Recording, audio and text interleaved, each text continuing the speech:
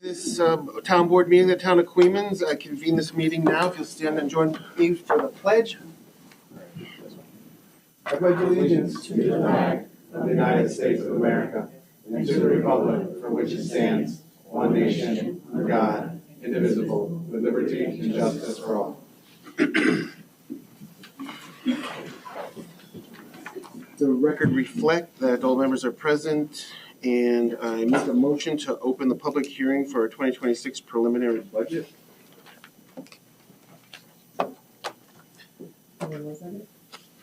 I'll second that. All in favor? Aye. Notice of public hearing. Notice is hereby given that the town board of the town of Queens will meet and hold a public hearing at the town hall, 18 Russell Ave, Ravena, New York, at 6 p.m.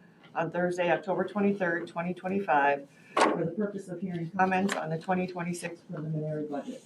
Pursuant to Section 108 of Town Law, listed below are the proposed salaries of elected officials. Supervisor, one position at $46,000.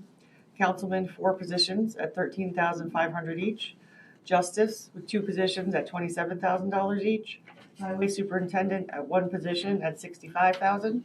Town clerk with 1 position at $55,000.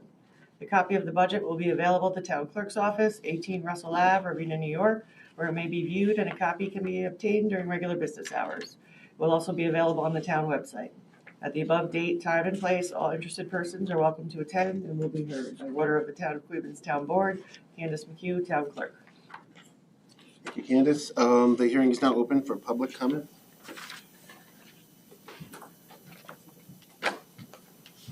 Good evening, everyone. Good evening, board. Good evening. Hello. I have my tentative budget. I don't have a preliminary, so do you guys have your budgets with you? Yeah. Okay. First one is on page 2. It's under the assessor under contractual. That went up 6,000. Was that an increase because of the near map thing? Yeah, that was, near map is spread across about 6 different departments at $1,200 apiece. Okay. You see that from 2025 to there, it went from 18 to 24 on contractual, so I was just kind of curious what the 6,000 was for. I'm assuming it was for some of that. Are you're talking 1355.4? Yes. So in the preliminary, which is on the town website, it stays the same, 24,475. Moving on down to the attorney, we've got 80,000. My first question was, are we staying with 80,000? And if we are we at 80,000?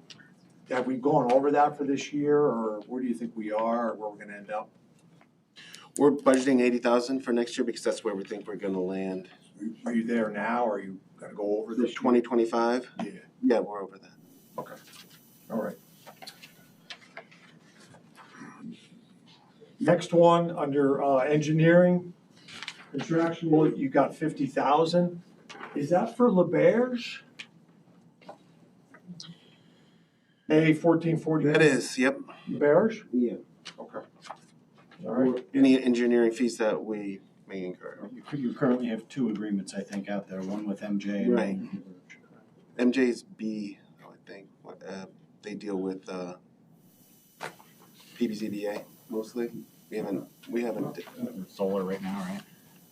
Yeah, we haven't had any bills. The last one we had was solar from B. Okay. Staying on the rest of them are good. The next page, A1674, so digital media, 22,000. I just wasn't sure what that was. Is that the email provider? What is digital media for 22,000? That's our website. The town's website, Supervisor? Yeah, it used to be just media, the paper, the printing for the newsletters. It was 26,000 back then. We dropped it down to 22, just to see what we're going to incur, what the expenses are. Our website is a bit more robust than it used to be.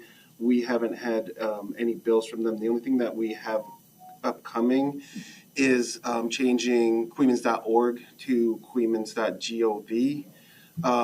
By New York State mandate, but the government shut down, so we can't do that right now. Okay, thank you for that. Moving on to the next one. The communications line for the tower, under A 3020.4 contractual. In 2025, if there was nothing, 2026, we have 30,000. I think I remember how this went. So we have to pay out, but we take revenues in. Yeah, I think 64,000, we have to pay half of that. Okay. But 2025, there was nothing there. That's kind of odd. So I don't know what happened there, but That's Crown, the cell tower on Gidney, I believe, right? is that what Crown, yeah. Crown Tower. So we paid to, I think it's P&M Brickyard, yeah. Okay. And then, moving on to page 6, under dog control contractual, that only went up $500, and right now, according to the state, we have to do a bunch of work down there at the kennel. So I'm asking you guys, excuse me, to raise that to about 10,000. The state's making the DCO do some work inside the kennel, so we got to do some epoxy floors. We got to put a sink in and stuff. So I'm not sure what the 70. There's only a $500 increase, but that may need to be increased more, or we can ask the police. Yeah. I'm charging stuff to the police right now, so. Thank you, Dave. Just so you, that was just, again, you guys think about that, okay? The state's mandating? Yeah, can you, don't mind, I'll jump in because the state mandates compliance with the dog control officers. The habitat for the dogs has to be up to certain standards. That includes a running faucet, sealed concrete floors, sustenance, et cetera. So that costs money because currently right now down there, we don't have the sealed floors. We don't have the sink either. Yeah, so. I went down there, scoped it all out, and we agreed we would do the work, but they have to buy the stuff and, but again, think about it and, we'll work through it. So, okay, yeah, so that wouldn't be point one, that would be point four from 2,000 to 10. Something, Maybe. maybe 1,000 more, something more. Okay, just for those materials, okay? Can you email me whatever you have for that so we can start to Sure. maybe start to understand the costs? Moving on to page 7, under the ambulance and the paramedic. I know we have a contract with Albany County under paramedic, and that increased. I would ask the board to increase our ambulance service here. That stayed the same from last year to this year. So again, I would ask you to increase that by 10,000. I'm sure their costs have went up. It is. in the preliminary budget. So, it is? We've added 10,000. Yeah. Perfect. And then onto the highway garage, my contractual went up. And I think, did you guys put the door money in there? Is that why that one went up quite a bit? Yes. Yes. Okay, all right, thank you for that.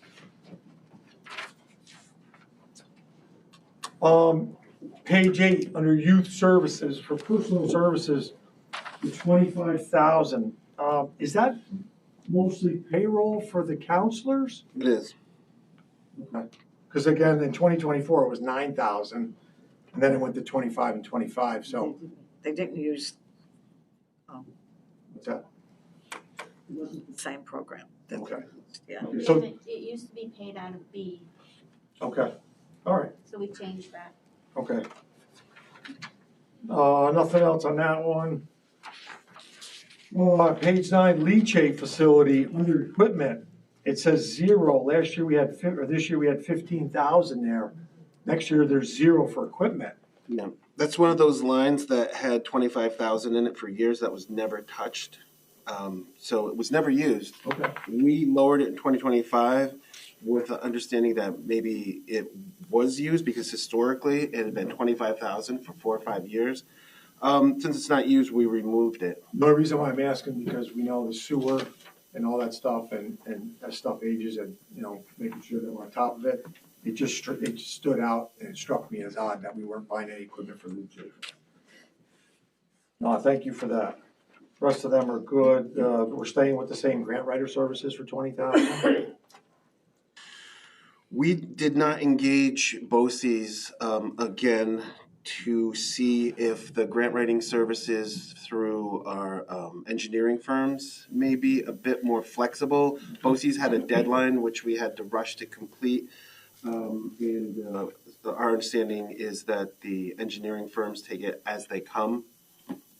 because grants have cycles, depending on the grant. So CDBG. for the preliminary, would that 20,000 stay the same?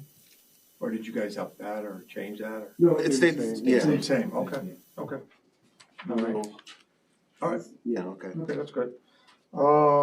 Nothing on 10. So going back to the tower, you know, I show 52,000 for tower income. So I think that's money that comes in and then we have to pay out, so I think we answered that. Right, that was on 11. Yeah, I got it, okay. Okay. Page 13, I see the pool contribution contractual is staying for 7,000, we're staying with that, correct? Mhm. Okay, very good. Nothing on 14. Nothing on 15.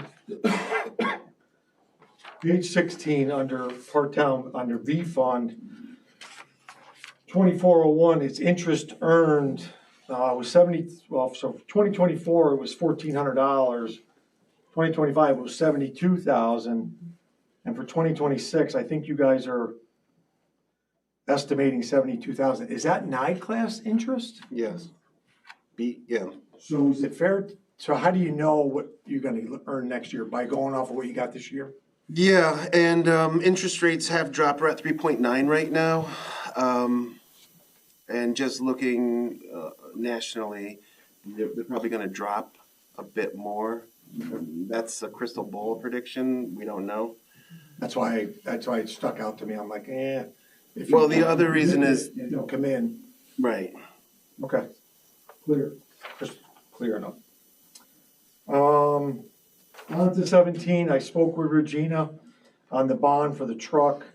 I don't believe that 50,000 is gonna be there, right? You guys we're gonna get to that line in a minute, okay? Nothing on 18. Diesel fuel's good, rest of that's good. 10,000 increase for the road paving.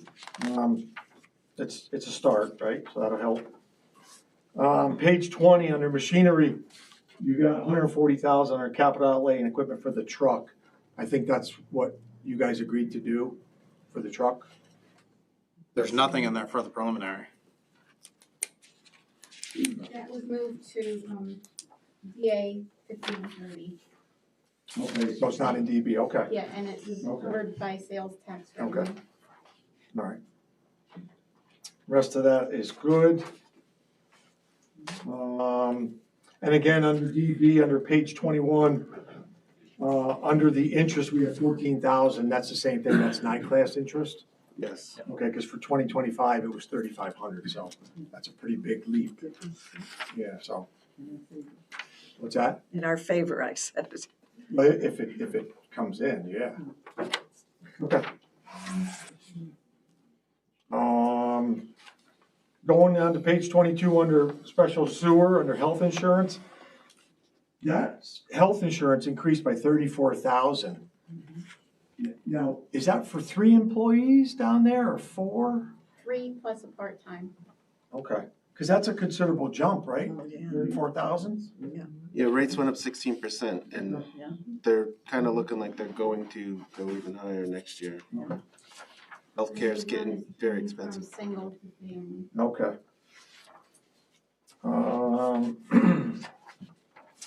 And I think that's it, nothing else.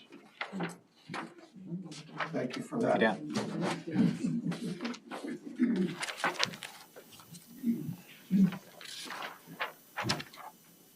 I just had one question. With the leachate, you said there was $25,000 and it wasn't used? Historically, it was never used, correct. It was, So what did you do with that 25,000? that was before my term, the 4 years that the 25,000 was sitting there. That's a question for the former administration. But if it's not spent at the end of the year, it's gonna drop to your fund balance. Fund balance. So it's, All right.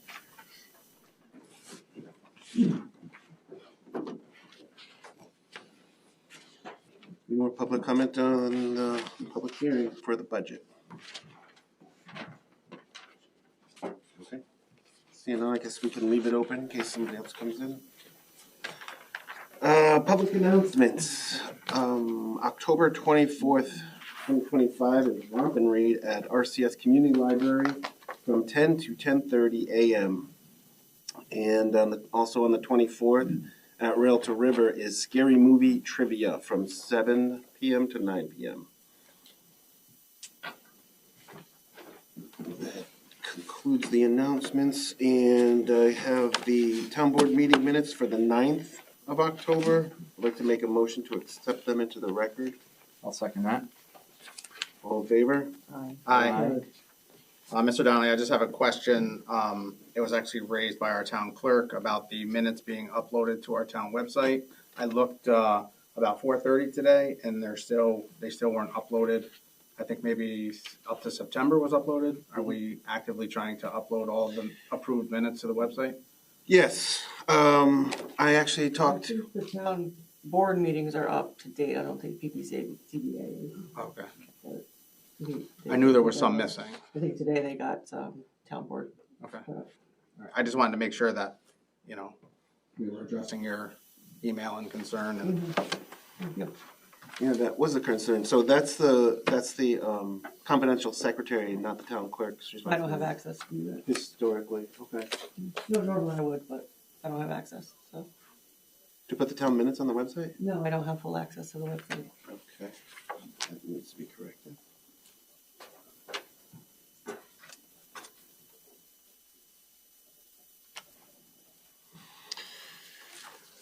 Okay, supervisor's report. Supervisor's report for September 2025. General fund balance forward $355,424.97. Receipts of $277,390.15. Disbursements of $419,469.13. It's a balance of $213,345.99, with an I-class earned interest this month of $9,930.63. Consolidated fund balance forward is $658.78. Receipts of $229,694.50. Disbursements of $229,694.16. Balance of $659.12. Harttown balance forward $55,714.98 with receipts of $3,591.84. Disbursements of $23,706.14. Balance of $35,600.68. Earned interest this month $5,111.26. Highway Harttown balance forward is $180,131.50. Receipts of $230,087.76. Disbursements of $318,201.82. Balance of $92,017.44. Earned interest this month for Partown is $2,106.41. Townwide fund balance forward $12,368.93. Receipts of $20,000.16. Disbursements of $12,488.50. Balance of $19,880.59. Earned interest of $181.35. Sewer balance forward $51,450.97. Receipts of $53,946.23. Disbursements of $44,902.01. Balance is $60,495.19 with earned interest of $1,371.59. Trust and agency balance forward $27,900.99. Receipts of $228,347.67. Disbursements of $230,359.22. Balance of $25,889.44. Capital projects balance forward $4,261.10. Receipts of 4 cents. No disbursements. Balance of $4,261.14. $107.13 earned interest. Section 8 HUD $9,834.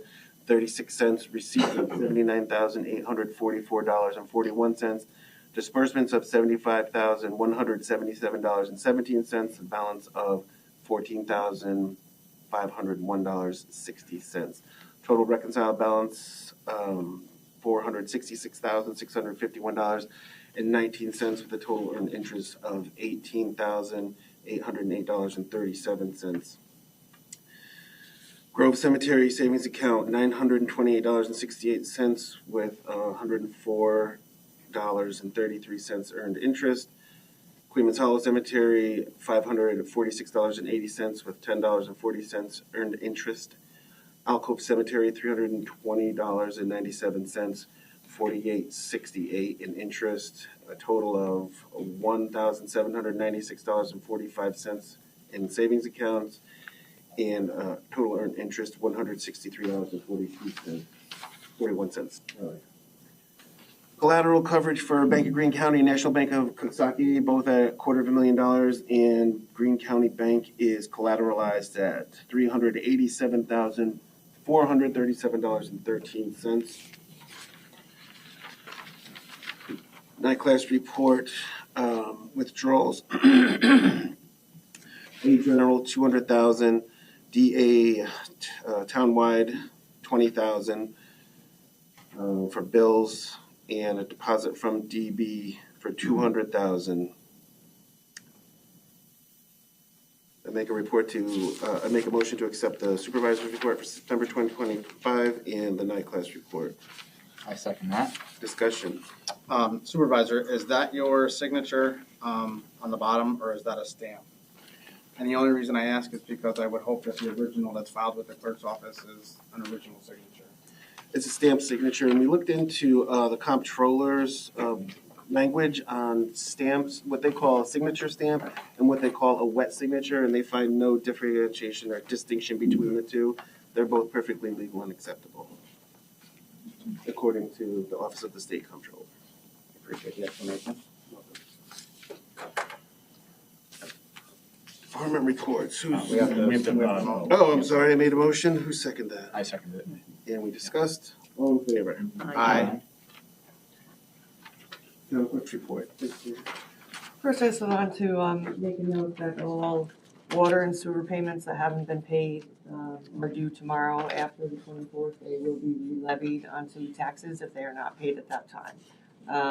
Any overdue notices went out about 3 weeks ago, so if you have any questions, call our office tomorrow.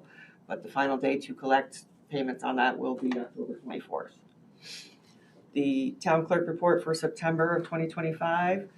And the A fund, which includes marriage licenses, MVA reports, water with penalties, cemeteries, dog neutering, easy passes. We turned over a total of $42,486.86 to the supervisor. In the B fund, which is death certificates, building permits, and searches, it was $2,535. In the S fund, SS I should say, which is sewer rents, penalties, village payments, and interest, is $51,417.68. So your total local shares remitted to the supervisor was $96,439.54. New York State Ag and Markets received $26. New York State Department of Health received $135, and New York State DEC received $5,286.74. That's hunting season. Total non-local revenues was $5,447.74 for a total state, county, and local revenue of $101,887.28. I'll make a motion to accept the town clerk's September 2025 report as submitted. Second. Oh, Discussion? Linda, second. Any discussion? Hearing none, all in favor? Aye. Brian. Thank you. So for the Town of Queens Police Department, for the month of September, we responded to 963 calls for service, resulting in 32 criminal arrests after investigation. We also affected 203 traffic stops, issued 81 traffic tickets. We also investigated 10 auto accidents, throughout the town, 2 personal injury, and 8 property damage. Wanted to welcome a new part-time officer, Michael Patterson. He's begun his duties here. He's performing very well and a nice addition to the department. I don't know if you've got the chance to meet him yet or not, but he's a Cohoes full-timer, and he's coming here part-time for us. I'd like to mention again that we have certified car seat technician to help with installs with car seats, which is apparently quite complicated. The car seats actually expire over time, and if there's any crash, they have to be replaced, and you have to put them in right. And so, anyone that has small children that require one, you need help with it. You also may have an avenue to help supply car seats that you may not otherwise be able to afford. There's a program through the county which we're involved with now. So one of our officers, Sergeant Michael Veeder, is available for install. And I also want to reiterate that we do have a medical prescription kiosk in our lobby. Any unwanted, unused, exposed meds, please don't throw them in the water, and people get very upset. But also, people do steal them and sell them. It's a black market. So we can dispose of them, no charge. Most days, Monday through Friday, 8:30 to 4:30, right downstairs here, 18 Russell. The only other thing I want to mention to the board is there is something called Grant Champs, which is a new startup for using AI technology to help departments, or actually any entity, secure grant funding, particularly through the government. And so I've been working with them free of charge. There's no charge for us because I'm allowing them to use us as a test to go through the process of AI to develop our plan to apply for grant money out there. It might be a way that we could secure money for cars, equipment, and even personnel. So I'll let you know how that goes. Thanks. Yeah, Chief, I just want to thank you for having a police presence at the Queens Hollow Halloween Hayride. It's nice always a chance to talk to the officers. Thanks for having them there. It's a highlight for the department, and we enjoy doing it. By the way, we had to put some money into the ATVs because they needed some tune-up, so. It wasn't that much, but it was good to get them both on the road again. I make a motion to accept the police report for September of 2025. Thanks, Michael. I'll second that. Any further discussion? All in favor? Aye. Good evening, Jason. Good evening, everyone. Building Department report for the month of September 2025. Permits issued were 10. Year to date is 97. Certificates of occupancy or certificates of compliance, sorry, been a long day, is 3. Year to date is 72. 2 operating permits were issued. We had 1 stop work order, 1 fire incident notification. Fire inspection multi-dwellings were 5. Fire inspections on commercial buildings were 4. Fire inspection on vacants were 1. Building complaints, we had 4. Building inspections for the month, we had 53. We had 1 permit renewal. Building fees for the month were $2,275. We had 2 property searches, and miscellaneous fees were $200.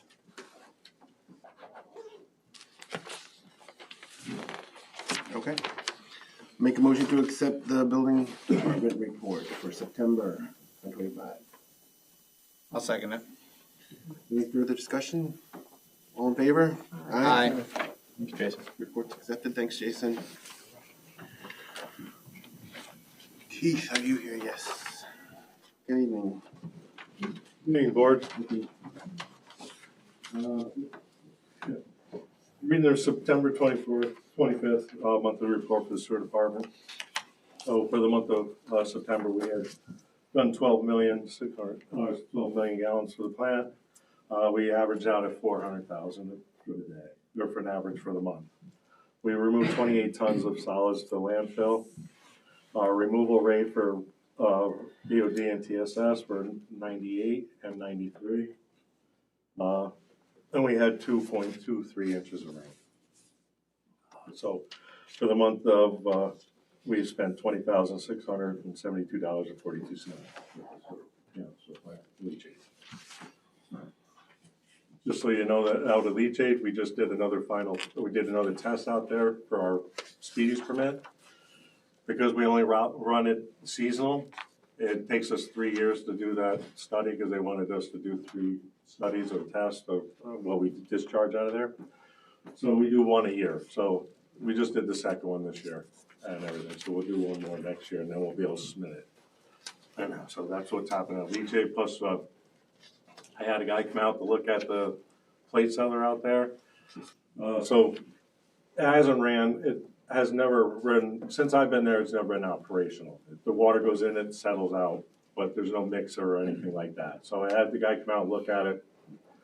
But the back end of it, where the water is up there and everything, it's eating away at all the metal and stuff like that. So they have a back half for just the top half of the plates, or you cut it off and have it welded back on. And it has a couple plates that go across the top and that connect it. But it's roughly about $6,000 out there to leachate. I was gonna do it this year on the budget because I have money in this year's budget, so I'm gonna go ahead and do that. Just let you know about that and everything. So that's out of leachate, and then we'll be shutting it down as soon as it starts to get to the point where water freezes. But pretty much it. Yes, at the sewer plant, just so you know, 2 weeks ago, went into work and return pumps weren't working. One of them wasn't working. Found out later the drive had burned out in it and stuff like that. So I ended up we're missing a return pump anyways. It's at the shop to see if we get it worked on, but it's not gonna work out. So, but I used the one drive to operate the other pump. So we had disconnected it and hooked it up. So we still have 2 pumps out of the 3. So I got it halfway and didn't finish it all the way because I didn't see the other wire. So I had to call in a tech from KJ Electric and he finished it and everything. So I was just that close to finishing it myself. So I was a little bummed. But so I got some quotes on that.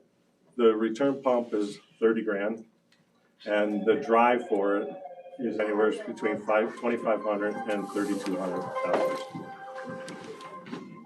So those are something that we're gonna have to replace just because they're in the returns and. Keith, when I saw you yesterday or the day before, did you say that was one price, but then you said maybe another company could just do the propeller and Yes. the top part, but not the base? Yes. And yes, we're working on that. It's just the motor and the impeller without the base. Okay. Is like $2,400. Okay.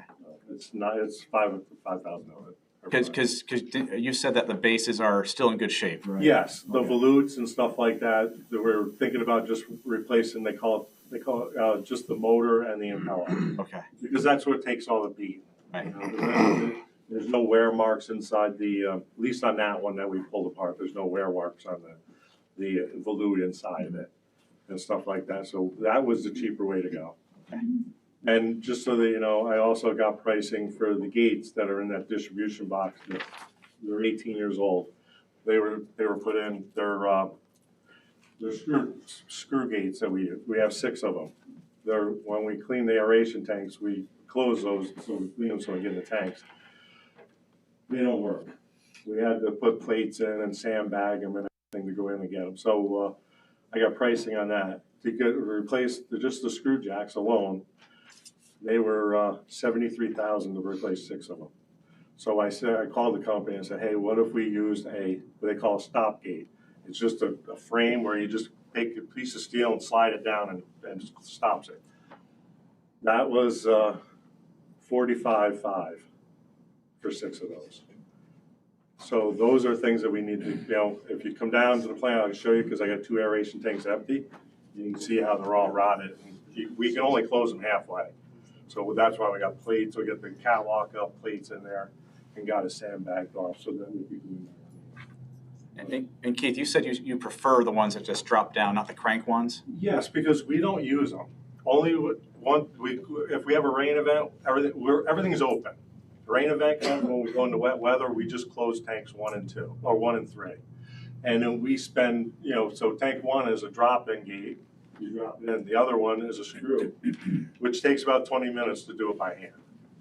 Those ones, if you operate them all the time, that's fine, but when you go to the other tanks, you don't operate them, they don't work as well. But what happens is they got a piece of polyurethane that goes down inside the track that gate slides in to keep it sealed tight. Well, because the water's always flowing through it, that plastic over time just pushes out. So when the gate comes down, it hits it. And then as you're screwing it, they got set screws inside of brass up on top in the gear part. Well, that brass doesn't hold, it's soft, so it just pops right off. So you can't get the gate down. So that's why I'm saying those are useless. I mean, great idea, but just didn't work out for us. So I think a slide gate or stop gate, what they call it, would work out. It's a little cheaper, and it's a little there's less to go wrong with, I think.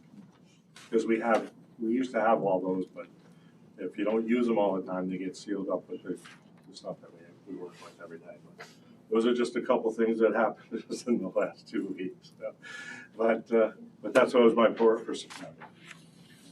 Thanks, Keith. I make a motion to accept the sewer report for September.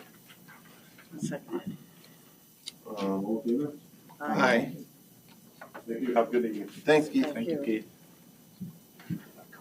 Highway again. Good evening, everyone. Highway report for September 2025. Town halls are all quiet. We did some mowing and weed control down at the new building. Moving on to the garage, we replaced the rear brakes on the F-350 dump truck.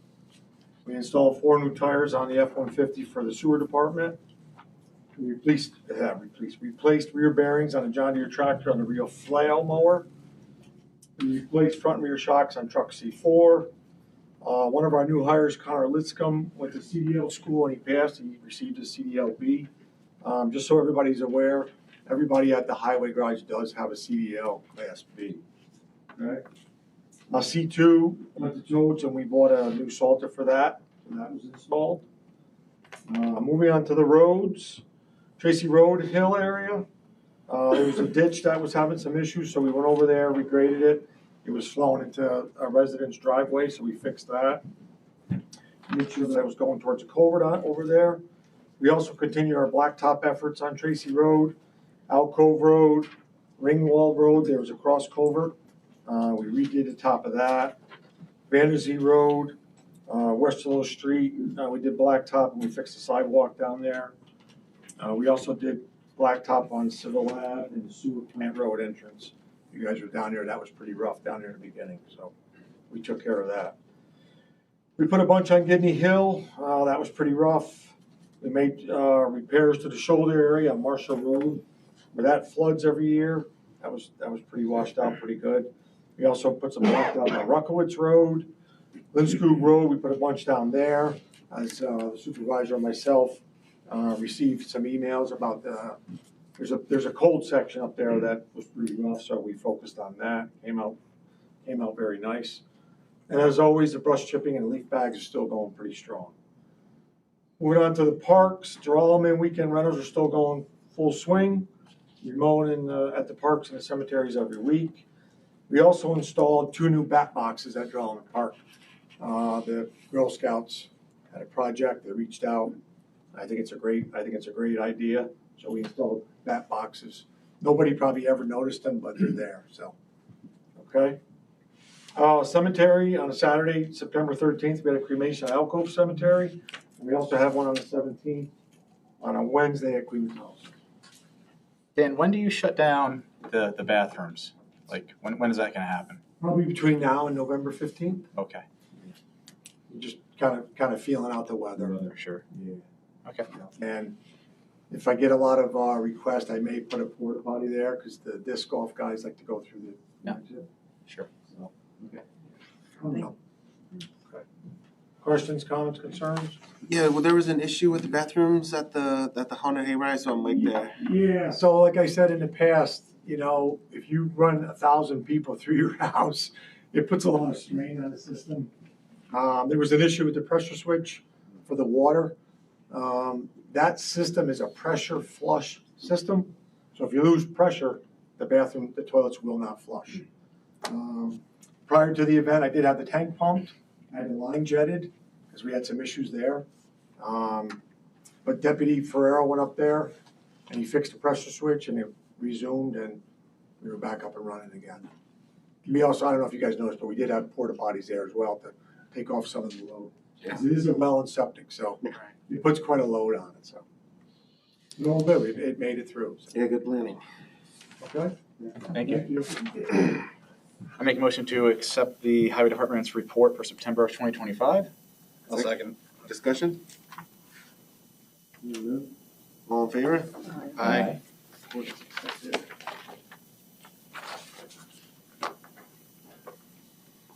Liaisons, anything to report?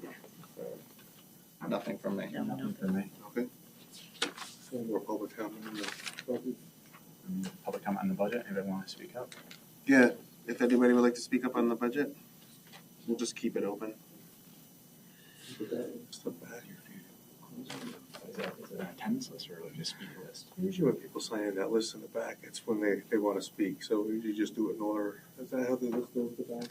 I don't know that everybody signs in though. But everybody I don't know signs. that everybody Yeah. signs Yeah. in, so. For future, I think it's a good idea. Okay, for our old business, we have the public forum for truck traffic, and just to give everybody sort of an overview, we had a discussion on the 9th of October, and at that meeting, we had solicited a lot of questions and comments and ideas, and we're doing the same thing here.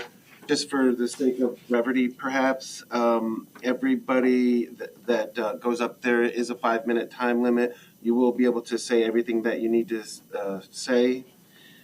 Just, try to keep it, your points relevant. The things that were discussed on the 9th were Mountain Road. These were the ideas that were proposed by people. One was a conveyor system. One was Mountain Road in, North Jarvis out, in accordance with a road maintenance agreement that we would have drafted, with truck limits and times of days and the days of the weeks. And with that, a restriction on Buschendorf, because we found out that Buschendorf is not restricted right now because North Jarvis is, so it doesn't really make any sense, even though I heard from residents that sometimes larger trucks do travel Buschendorf, probably thinking that if they make it through Buschendorf, all they have to do to get to 101 is go through North Jarvis. So we would have to restrict Buschendorf if that is what was the consensus. I mentioned the conveyor system. Someone had an idea for that. And the other idea is the Old Tennick Road to 101, which has been proposed, I think, back in 2020. There is a fourth idea that was proposed on a January meeting. I pulled the minutes from January 16th, 2020, that basically states that the road, while they were waiting for the 10-8 to 101, the truck traffic would then go through to 143, basically Main Street, to the port, and then they would go from 144 north. It's basically a circular idea that is here. If anybody wants to, I could read it if you want to, but it's on the minute meetings from January 16th, 2020.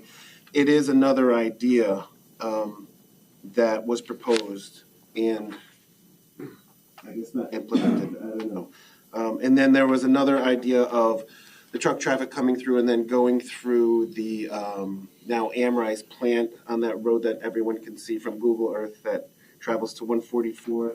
According to these minutes, it's basically the motor vehicle equivalent to OSHA, MSHA. The drivers would have to be licensed to drive through there. So that, according to this, would take a long time. So as we know, this was 2020 and it's 2025. So we pretty much have, those are the ideas that we gathered in the last 4 years. So if anybody would like to get up and give us their perspective and their experience, we can take that down and move forward with it. Mr. Jones, before you start, I just want to make sure that everybody's aware that this is not a public hearing for a proposed local law. That public hearing has been canceled. So this is just a public forum, opportunity for the public to speak and kind of give us your thoughts and opinions based upon what was discussed on October 9th and what you've seen throughout your daily lives. Okay. Bob Jones, 20 Mountain Road Extension, Ravena, New York. Good evening, board. I have a petition from the residents of Mountain Road Extension, Ravena, and Fuller Road. I'd like to pass it out to the board members, if that be okay? And Bob, if I'm not mistaken, going through some of the older emails, you had a similar petition, was it 2016 or 2020? No, the last petition was April 4th, 2025, by the residents of Mountain Road Extension in Fuller Road. Okay. Yeah. All right. And then there might have been another one before that. There's a lot of emails from you back and forth when this was being discussed from 2020 to now. That's correct. Thank you. Thanks, Bob.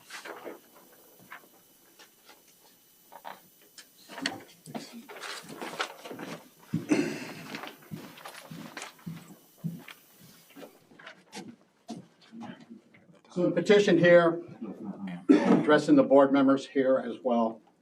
And also CC Heidelberg Materials, Carver Laraway, President and CEO of Carver Companies.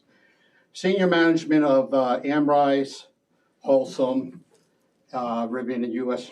plant. We, the residents of Fuller Road and Mountain Road Extension, Ravena, New York, have been subjected to excessive truck dust and suspicious of silica, speeding traffic, truck traffic, noise, road deterioration, fumes, and pollution from trucks operated by Heidelberg Material Trucks, Carver Trucks, and other subcontracted trucks such as Troy Topsoil, Romano & Sons, WLM Trucking, Ron's Trucking, S&M Gallivan Trucking, and several others coming and going from the Amrise Wholesome Quarry Ravena plant. Now, these contracting trucking companies, back when Carver was basically running it and Bill Cool was basically the truck management, we had some organization if there was problems. But now all these different they're speeding, excessively speeding. And I've noticed this in the last 2-3 months. So, and it's really dangerous. Anyhow, moving forward, this has been going on for over 10 years or more. It has become worse since the closing of North and South Jarvis Road, Ravena. Local 10 must be amended to serve all the community. Mountain Road Extension and Fuller Road must have truck weight restrictions. These are signed by 20-some residents from Fuller Road and Mountain Road and Limekill Road. And these folks here all know that I'm standing before this board with this petition, which they signed. So, with that said, I'd just like to present 5 bullet points here. But before I continue, I was not able to attend the last meeting 2 weeks ago on the 9th of October. But I want to reinforce, I did watch the video of the meetings, and I want to reinforce myself and the residents on Mountain Road Extension, Fuller Road, Limekill. We totally reinforce everything that Mrs. Geraldson said at the last meeting. So, my first question for the board, when is the official date for overburden rock operations to end? Is there any date on that, any positive date? There is not an official date for overburden rock hauling? Right, that's the overburden rock they're taking out of the quarry. Right. Right, when will is that operation ever gonna end? I've heard rumor that it's June 2026. Is there any? No, yeah, and you're referencing a resident that said that? Yeah. That their lease was up? Pardon me? That their lease was up? Is that what the resident had, I believe that's what a resident had said at our last meeting. And I'm not sure if that's relevant because they could just renew the lease. But there was a meeting with both Amrise and Heidelberg with DEC. And their interest, DEC's interest, is to keep the fugitive dust, and they are asking the Amrise to come up with a fugitive dust management plan in order for them to honor their order of consent. So they're being pressured, essentially. The DEC isn't concerned about truck traffic as we are because we live here. They're concerned with that. So, 5 minutes. oh, okay. So those are the two parts of it. So that's why we have to meet. And I sent emails out to the industries that use our roads to travel on. And hopefully they're here tonight and have something to say about how we're moving forward. I have asked what their idea of a road management plan would look like for Heidelberg. They have made some indication that they would make a more robust road. But like we have heard from residents, they're very cautious about what that's going to look like. So we need to know, and I asked this in an email, what that looks like and what a time frame would be to build, if we decide to move into that direction to build such a road. And working with the industrial park, we'd have to have, and we actually have a resolution, I hope everybody read it when it was sent to Rich, to have a site plan review would be a more appropriate way to control and regulate industry rather than just shutting roads down, which will invite possible litigation. It's sort of a backdoor way of going about it. So there are a lot of moving parts to this, and that's why we're having this forum right now to get everyone's insight and input. Okay.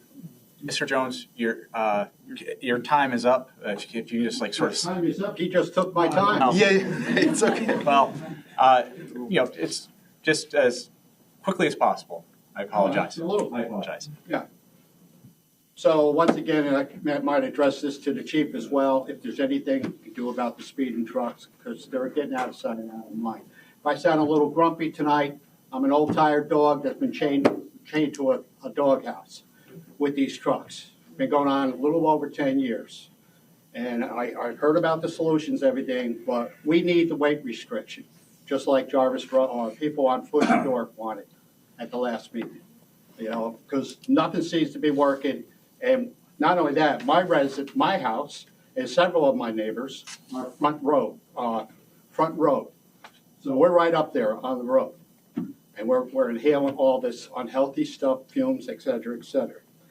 The residents of Mountain Road Extension, Fuller Road, urgency request the Town Board of Queens, New York, to pass a local law for Mountain Road Extension and Fuller Road. We would like the Town Board to vote and implement a local law with truck weight restrictions, the same as they did for North Jarvis Road a few years ago. If Heidelberg Materials has a hauling contract with Amrise to transport overburdened rock from the quarry, then the town must pressure both companies to cancel this contract and end the trucking operations on Mountain Road Extension and Fuller Road until an all-end resolve is finalized. Your citizens are exposed to several health and safety hazards. You need now to decide which is more important. October 31st, 2025 would be a feasible target date. And I know that's next week, but that's how we feel right now. Okay, and it's been going on for close to 10 years. Thank you for your time. Thank you, Mr. Jones.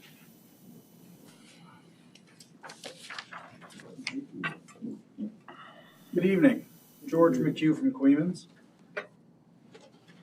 On May 22nd of this year, I stood before this town board and said these exact words, quote, "This administration should place the same 8-ton weight restriction on Mountain Road Extension that the prior administration placed on North and South Jarvis roads, and end the heavy truck traffic on our town roads once and for all.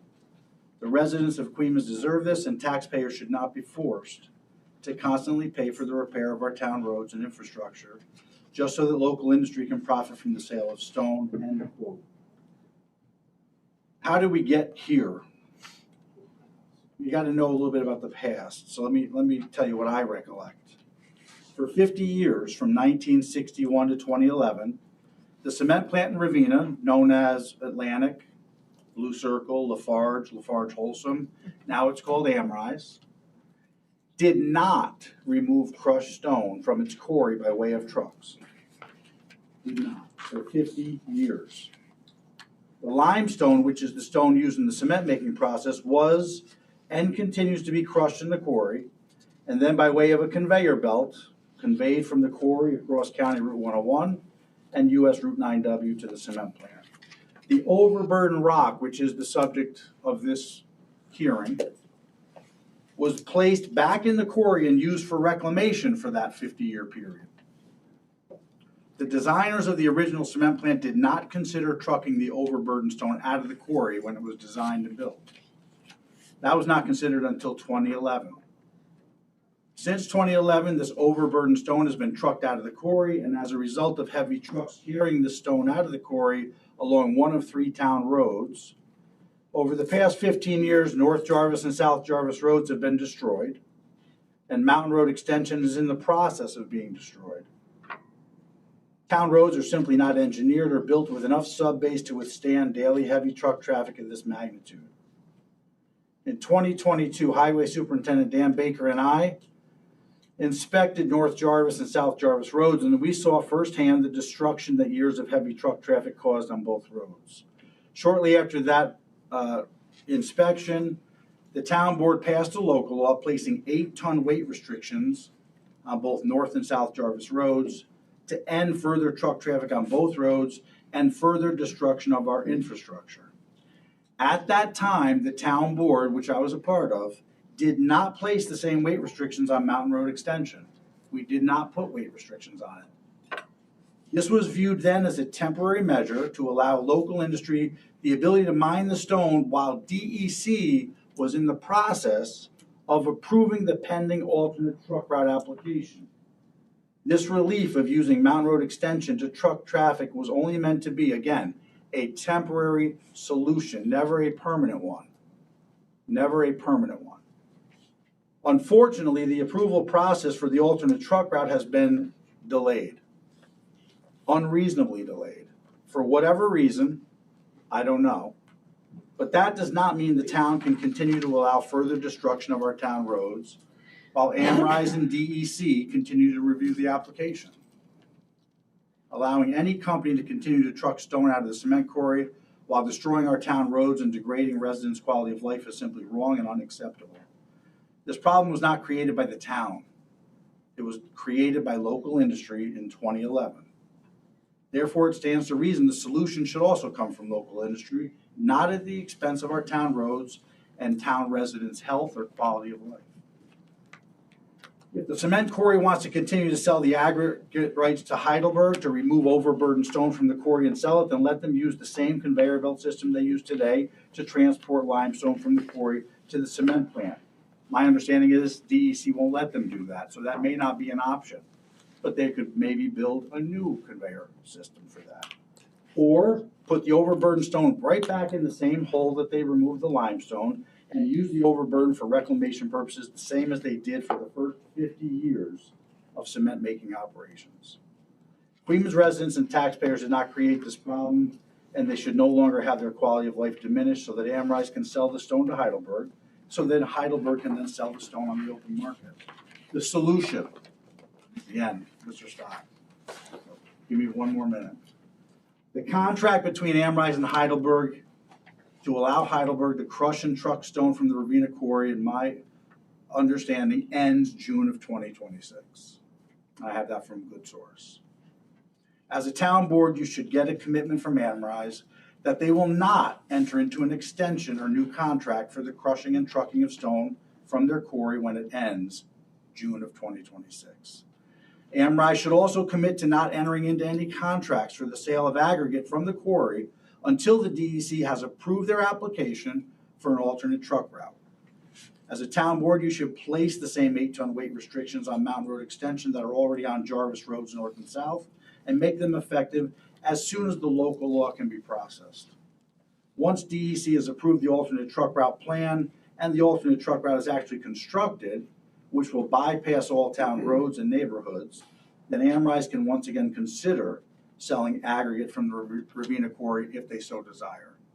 Maybe they won't even desire it at that time. This course of action provides for the preservation of our town roads, the quality of life for our residents, while also providing a definitive long-term solution for our local industry to continue operating profitably and providing jobs in Queens, because we are a business-friendly community, I'm sure. That's why the 8-ton limit wasn't put on Mountain Road Extension when we did it on North Jarvis and South Jarvis. We did not know at the time how long this process was gonna take to approve the truck route. It seemed like it was gonna be a lot quicker than it is. But until such time as that's approved and constructed, put the 8-ton weight limit on it and stop the trucks from going down Mountain Road Extension.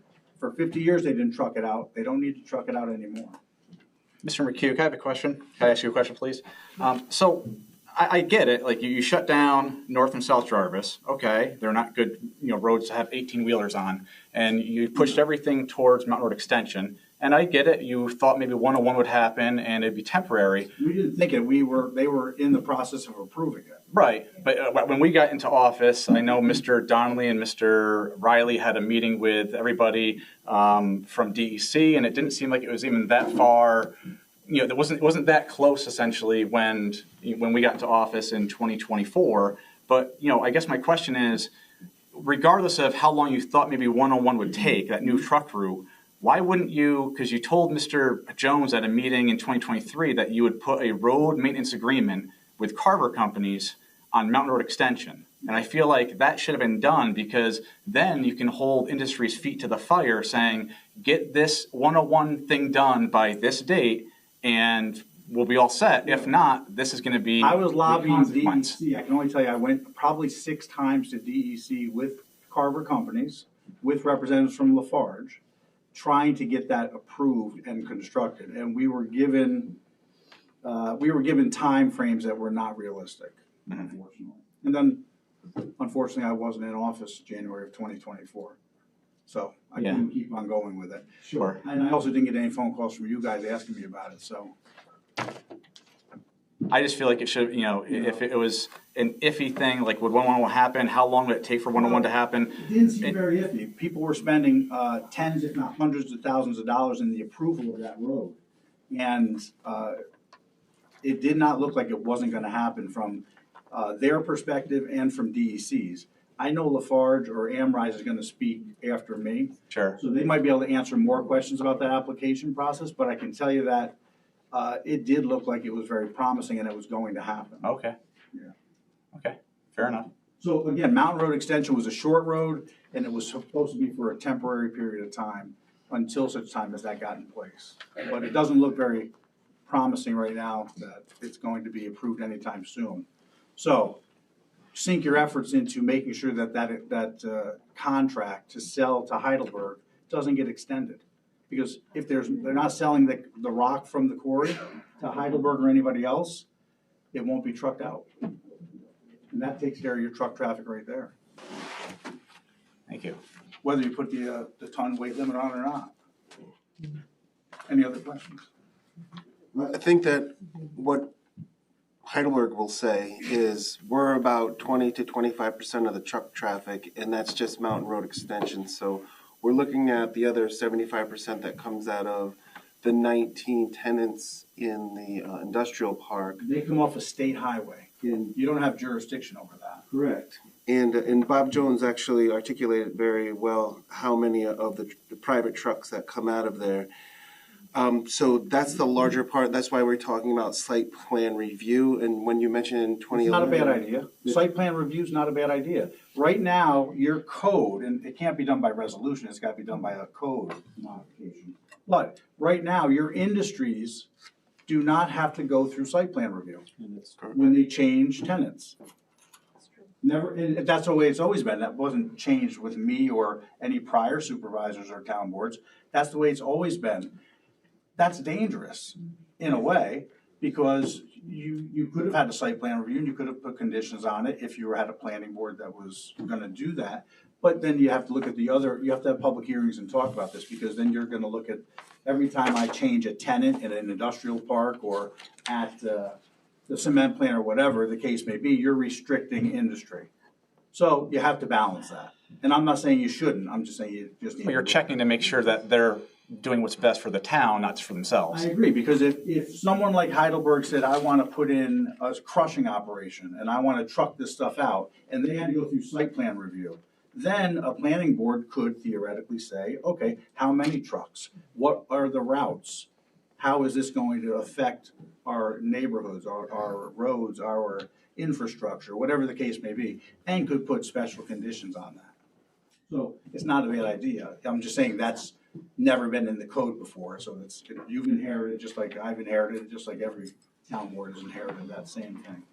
So it's not a bad idea, but I think first and foremost, put the weight restrictions on and have your meetings with Amrise and tell them, don't extend this contract. End it in 26 and be done. Now let Heidelberg back up. Because these town roads don't have the sub-base that the state highways do.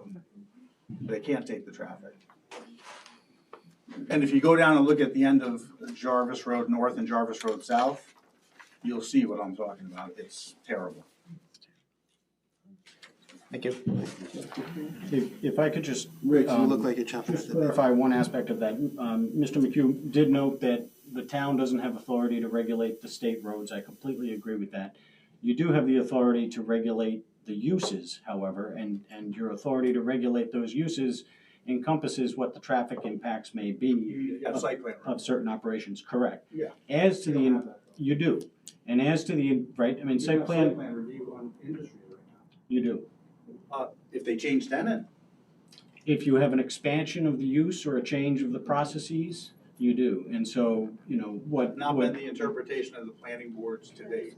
Yeah, it's pretty clear from the adoption of the site plan review law back in 2011 and the minutes that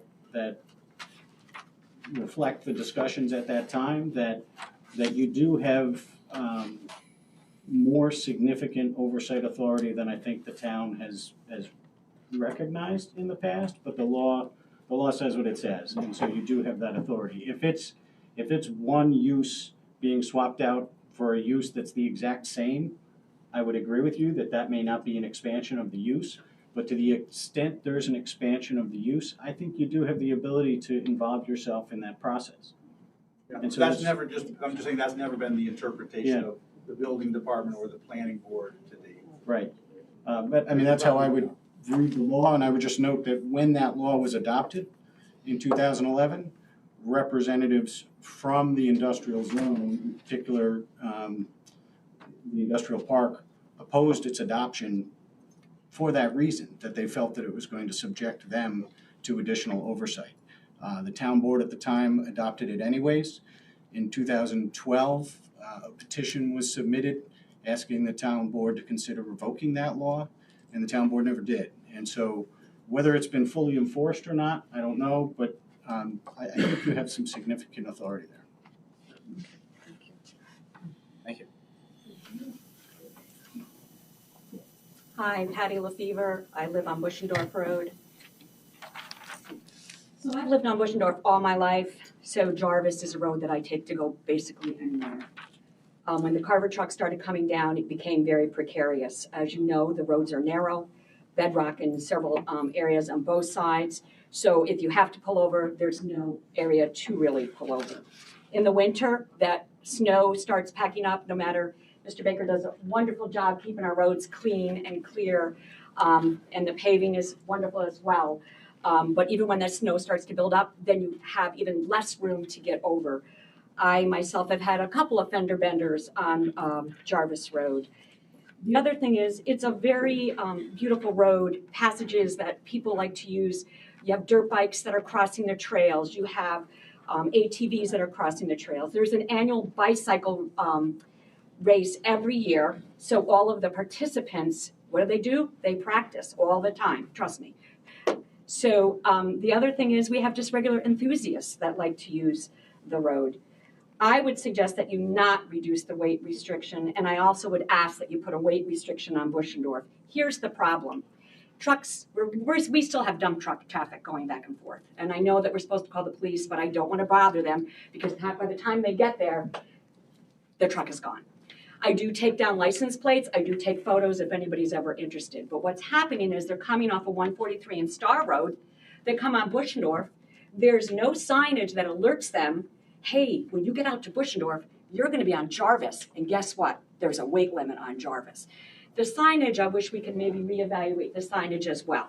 Because when you get to the perpendicular, when you get to where the T is, where Jarvis and Buschendorf meet, the weight restriction sign is after you turn on Jarvis several feet down. So no one is alerted that you can't go down Jarvis. Coming from County Route 101, the sign is a little bit further in, so if, it's not readily apparent to trucks. I personally I think they know that there is a weight restriction, and it's local companies that are doing it. I just think they decide to do it because they're getting rocks from Callahan's, and the easiest way to do it, their materials, is to bring it straight through over Buschendorf to Queeman's Hollow, wherever they need to go. So I really hope that you take a look at it for safety reasons. I've talked to school bus drivers. I was a school nurse for 28 years, and let me tell you, I've had a lot of conversations with school bus drivers about North Jarvis Road. So I just don't think it's a good idea to lift the weight restrictions. Thank you. Thank you, Ms. Lefevre.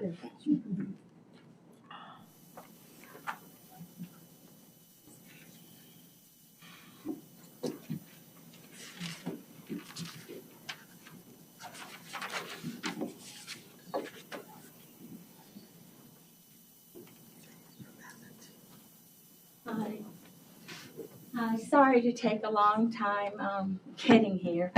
I'm just here on behalf of Clean Air Coalition of Queens and Greater Ravena. And I just wanted to talk about monitoring. So if you have a kid at home and the child says, I'm sick, I don't want to go to school today, the first thing you do is you stick a thermometer in their mouth to monitor their temperature to see if they are sick and look at the severity of that illness. And the same thing is true of air quality. And I think it would be a good idea for the town to organize an air quality coalition. And this is partially based on truck traffic too, particularly truck routes. So, for example, at Dunn Landfill, we found that the black carbon soot from their diesel trucks, for us to monitor them would be too expensive. The devices, monitors, are very expensive. So we've installed, and the DEC has a grant for Albany County to monitor air quality by communities, a purple air monitor on someone's front porch that will monitor, you can't tell where the particular matter's coming from, but if you have less than 1 micron, which is the particulate matter from diesel fumes, that will register. So I think it's just a good idea for the health of this community, like communities all over Albany County are doing, just for the health of your community, to set up some monitoring. And I met with Media Sanctuary, and Barbara came with me, and we were able to secure 6 purple air monitors. And they just generally, if you look at the monitors yourself, you'll see they measure 2.5, but we have scientists who can review that and break that down to PM.1 and 2.5 and 10. So I just want you to consider it. It's being done all over the United States and basically all over the world because it's important to at least get a baseline. Thank you.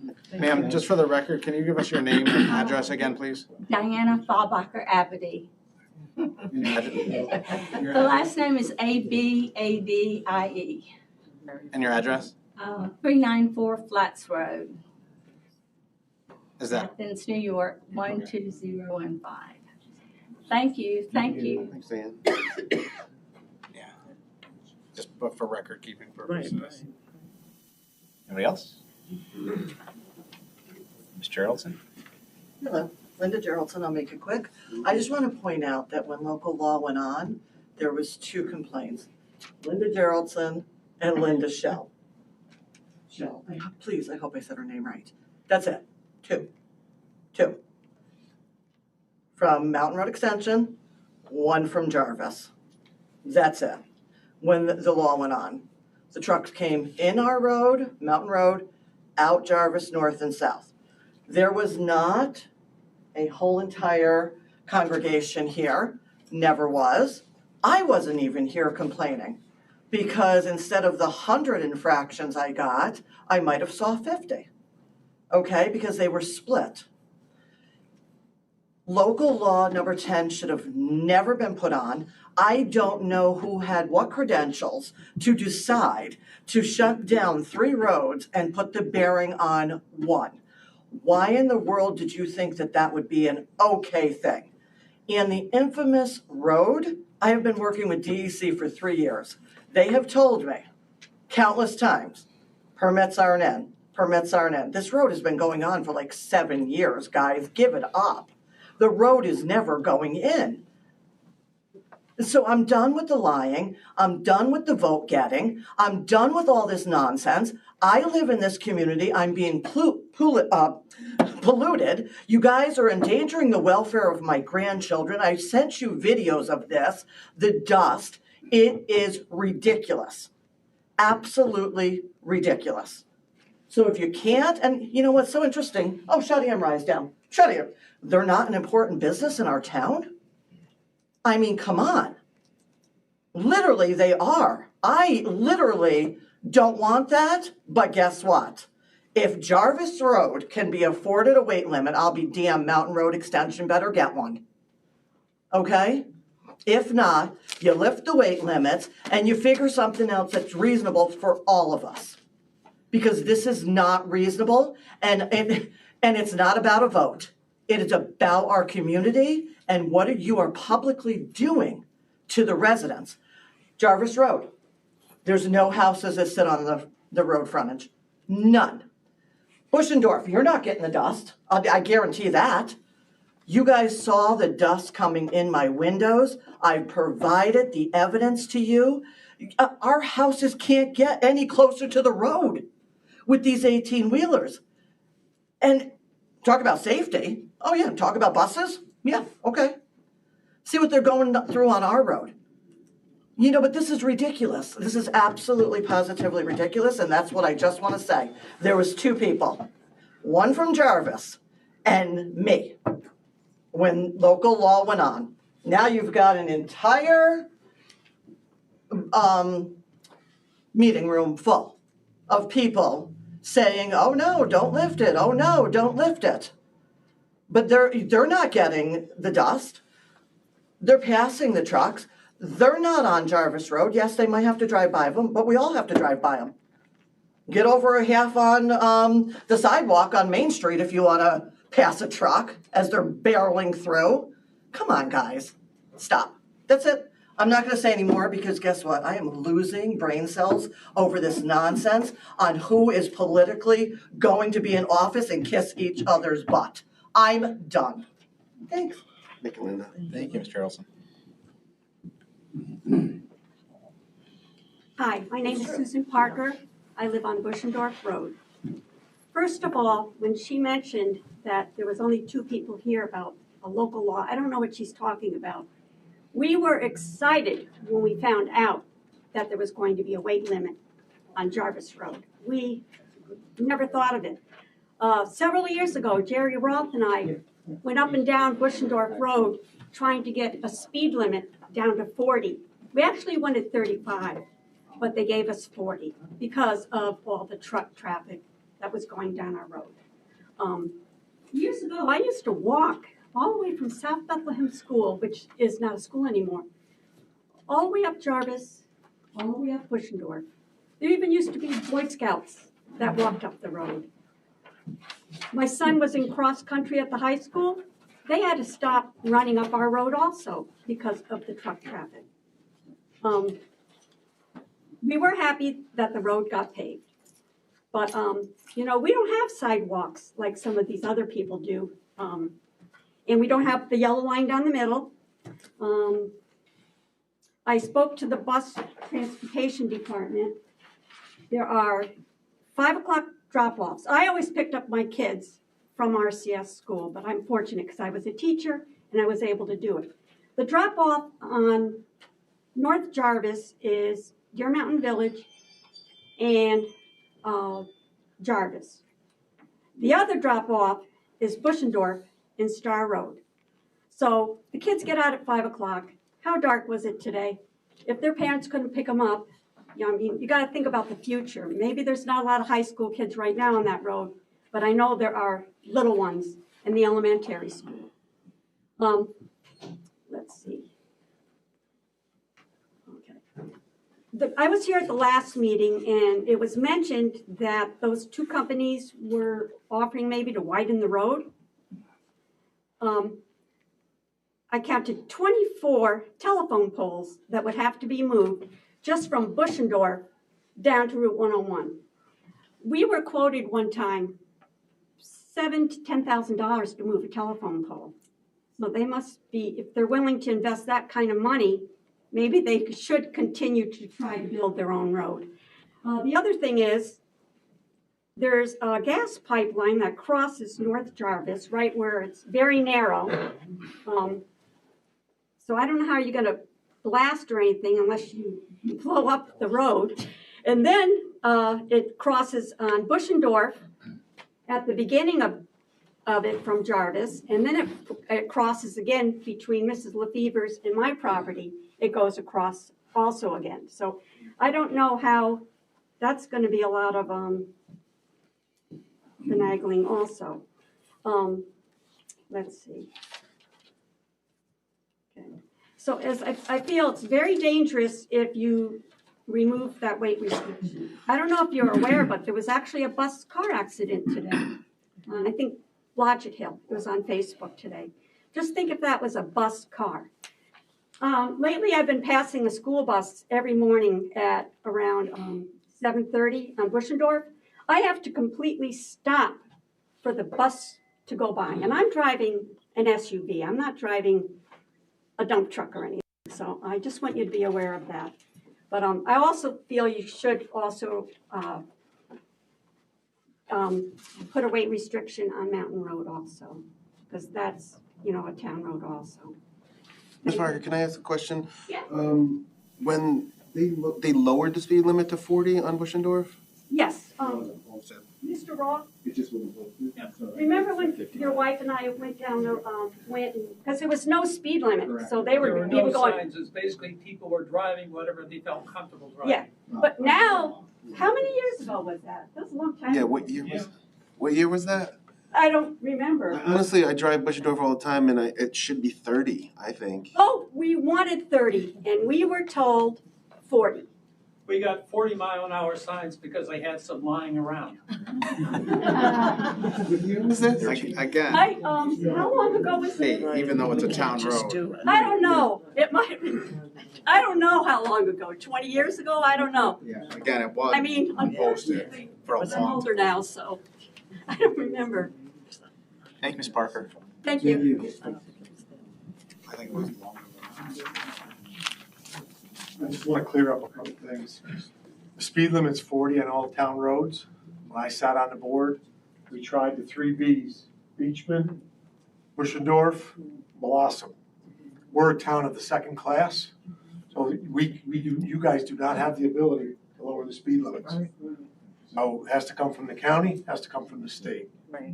But we did try it, so they're 40 and 30, okay? So Dan, I've always wondered why a few years ago, Star went up to 55. Was there any It's always rationale? been 55. It's always been 55. It's always been unposted from 396 to just before Buschendorf. It becomes posted at 40 at Buschendorf, and it's been like that forever. So if there's no signs, you go to 55. By law, it's That's a 50. county road, so. Don't make sense, but, but we tried. I honestly remember 40-mile-an-hour signs on Star Road, though. There is. At the beginning. After Tracy Road. Right. From 143 to Tracy Road, it's 40. That's wildly excessive And it goes- speed for that road. Yeah. Okay. Okay.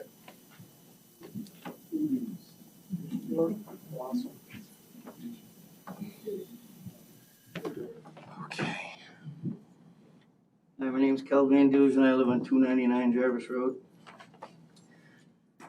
I really think you should weight limits on all 3 of these roads, 4 of these roads. Because these trucks are too heavy, first of all. Second of all, they're running 7, 8, 9, 10 trucks at a rip. Not 1 every hour, not 2 every hour, but 7 or 8. And when you run that type of weight on these roads, you're working the pavement. What we don't know is that pavement, there's friction going on, it's getting hot, it's moving, it's changing, it's diminishing. If you're running 1 or 2 an hour, you might get away with it for a longer period of time, but the amount of trucks you're running right now, it's happening instantly.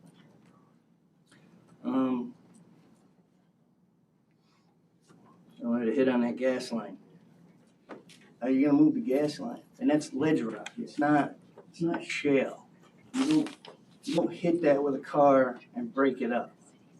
We had a car flip coming down Jarvis Road North, right by the caves, right at the beginning by 101, coming down, and it does that zig and the zag. Blind spots. There's multiple blind spots on that road, but that car came down that hill and hit that ledge rock and flipped down that hill and ended up down in the hole right across from Dr. Lefevre's original house. Never heard nothing about that. Another question I got for you guys. What are we gonna put back in that hole if we sell it all? Because that hole has to be filled. When we drill that hole and we sell all that cement, that hole's gotta be refilled, gotta be reclaimed. What are we gonna put in there? Nobody's asked that question. I heard it's a pretty deep hole too. Yeah, it's 150 feet. You should take it. You should contact some people and get a tour.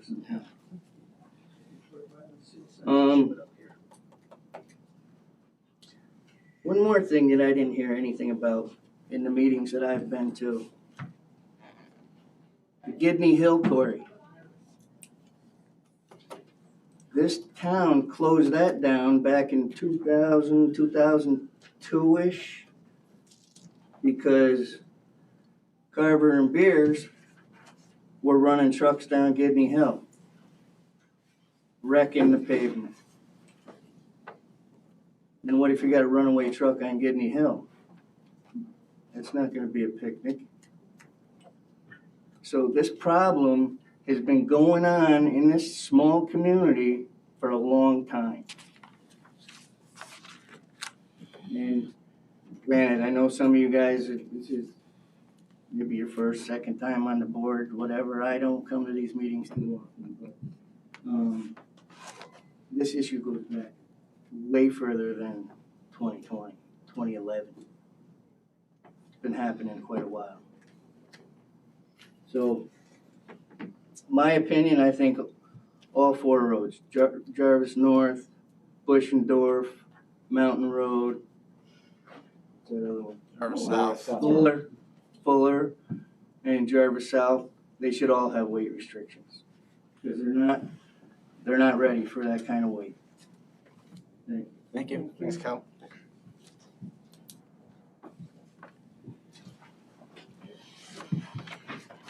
I'm Kelly Halloran. I'm from New Baltimore. I live on Route 144, New Baltimore, at that sharp corner where the Dutch Reformed Church is.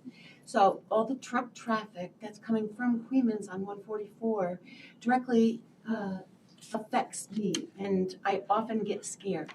So I had called a lot of my neighbors, and they also were feeling scared at the amount of truck traffic and the type of truck traffic. So I ended up writing to the Greene County Sheriff's Department and the Greene County State Troopers. And the state troopers out of the Coxsackie office sent the state trooper that does weights and measurements of the trucks. Do you know what I mean? It's like a special division.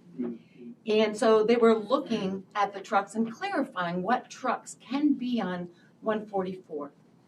And so I just want to read it to you so that you understand that this is an avenue that you can look up. I can't get anybody to enforce it, and I don't know why I can't get anybody from DOT to enforce it. But I'm just gonna read to you what is in the policy. And this is what the state trooper who does weights and measurements told me. That 144 from New Baltimore and then going through Queens is what's called a non-qualifying road. So Route 144, New York 32 to New York 396 in the town of Bethlehem, New York 143 to Riverview Drive in the town of Queens is the only place where these oversized trucks can be on the road. This is what I copied when you look up non-qualifying road in New Baltimore and Queens. So any truck that has the 53-foot marker on the back of it and a certain weight load. So what the nice state troopers did was they were there a couple of days, they would pull guys over, they would talk to them. I don't think anybody was ticketed. When I've called people at DOT, they say, yes, it's a non-qualifying road.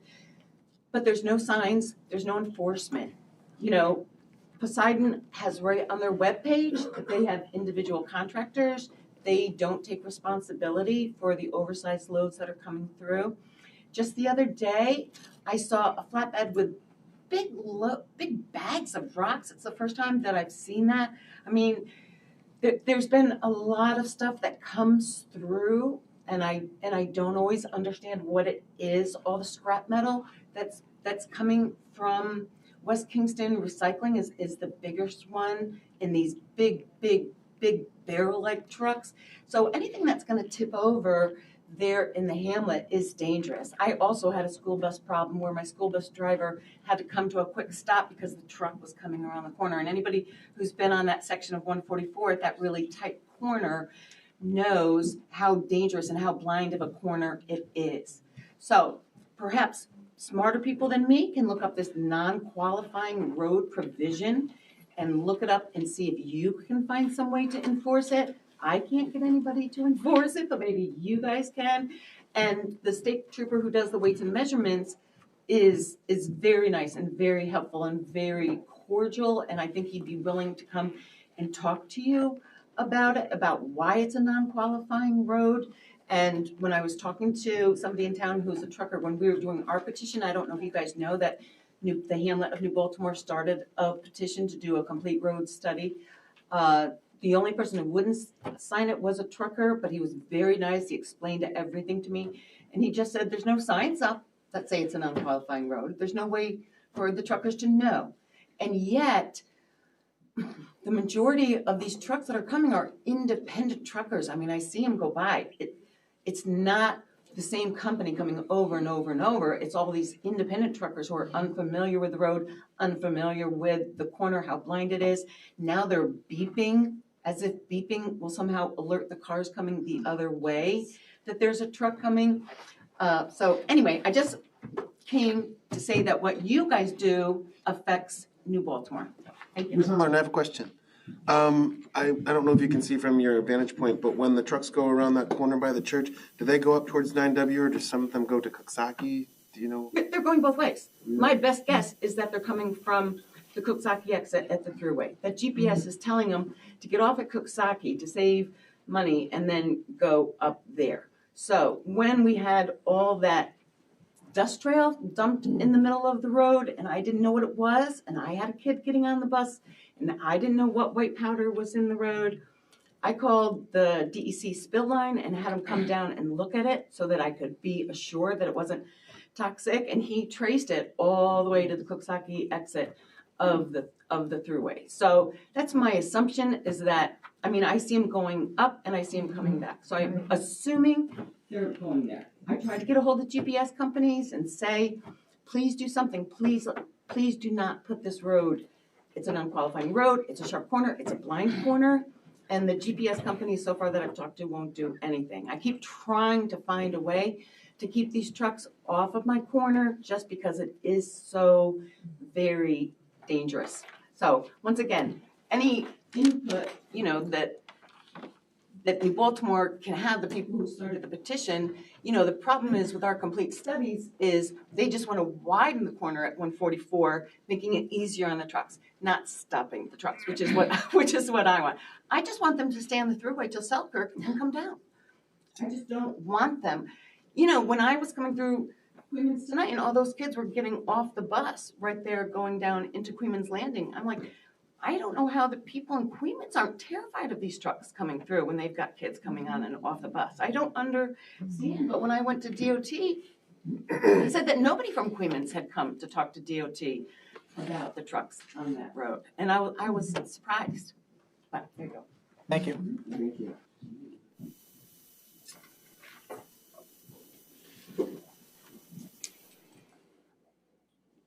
Rick Connell, Town of Queens. I want to agree with her first that the trucks are constantly over the line everywhere in our town, in our bad. Recently, I did a little presentation to you guys regarding Carver and other personnel from the cement plant stating that they couldn't clean the vehicles as they left the plant. And to help these people out, what happened to that? They were supposed to be washed and cleaned. And has that ended? Oh, I'm sorry. No, that's the fugitive dust management plan that they're asking for. That hasn't ended. That's DEC's mine reclamation specialist, Jamie June. I spoke to him last week. That's what he is interested in. Well, I think everybody's interested in it. Correct. He has I thought it was happening already. Yeah. Yeah, that leads me to my next question is, in the town, can't you enforce the fact that all vehicles have to be safe? You go through the town. Is there a way for the chief, I wish he was here, to enforce something like that? The vehicles have to be safe to drive through our town. And I'm not sure if it's a vehicle question. Our town attorney had articulated. Vehicles would need to comply with the vehicle and traffic law, and to the extent that they won't, the police department had the sort of the capacity, they had the staffing sufficient to enforce it. I assume that they could. They have the ability to enforce other laws, whether they're speed limits or otherwise. I would certainly defer to the chief in terms of the practicalities of him doing that, and I don't know that would deal with some of the dust issues and well, problems. It may be they use beginning to put cameras up. They're giving you tickets in Albany now with a camera when you go by a school. I agree with that. By the way, I spoke with the chief about having a camera at our red light, because if you go through that intersection of ours 4 or 5 times a day like I do, I consistently see trucks, not just non-commercial vehicles, but very large. Let's get back to the Mountain Road extension. Let's get something up for these people. Let's show vehicles that are non-compliant and see what we can do in the short term here. Mm-hmm. Because this is not going to be a quick fix for this resolution. I mean, you almost passed that resolution. You presented that resolution here, and we were this close that could have been passed. And now all these questions are coming up. Yeah, as a board, we said we didn't want to vote for that unless we were right given assurances. But it got presented. The resolution got presented. It did. Yeah, for a public hearing, which we needed to have a public forum. It was. I don't think it was being presented for a public hearing. It was. Or was it? Yeah. Okay, good. Yeah, so what the board voted on at the last meeting was to proceed with a public hearing. I didn't think that we were ready to proceed with a public hearing. That's why I voted no. But the board voted in favor of a public hearing. And then after discussion, after that meeting, it was decided to withdraw that public hearing and make it a public forum. Yeah. As I think most of you know, I own property on Jarvis Road South, and I live at the end of Jarvis Road South on Route 143. The cement plant continues to send overweight vehicles couple times every week. Probably a 50,000 pound vehicle come out last week. I got a picture on my phone. It's never ending.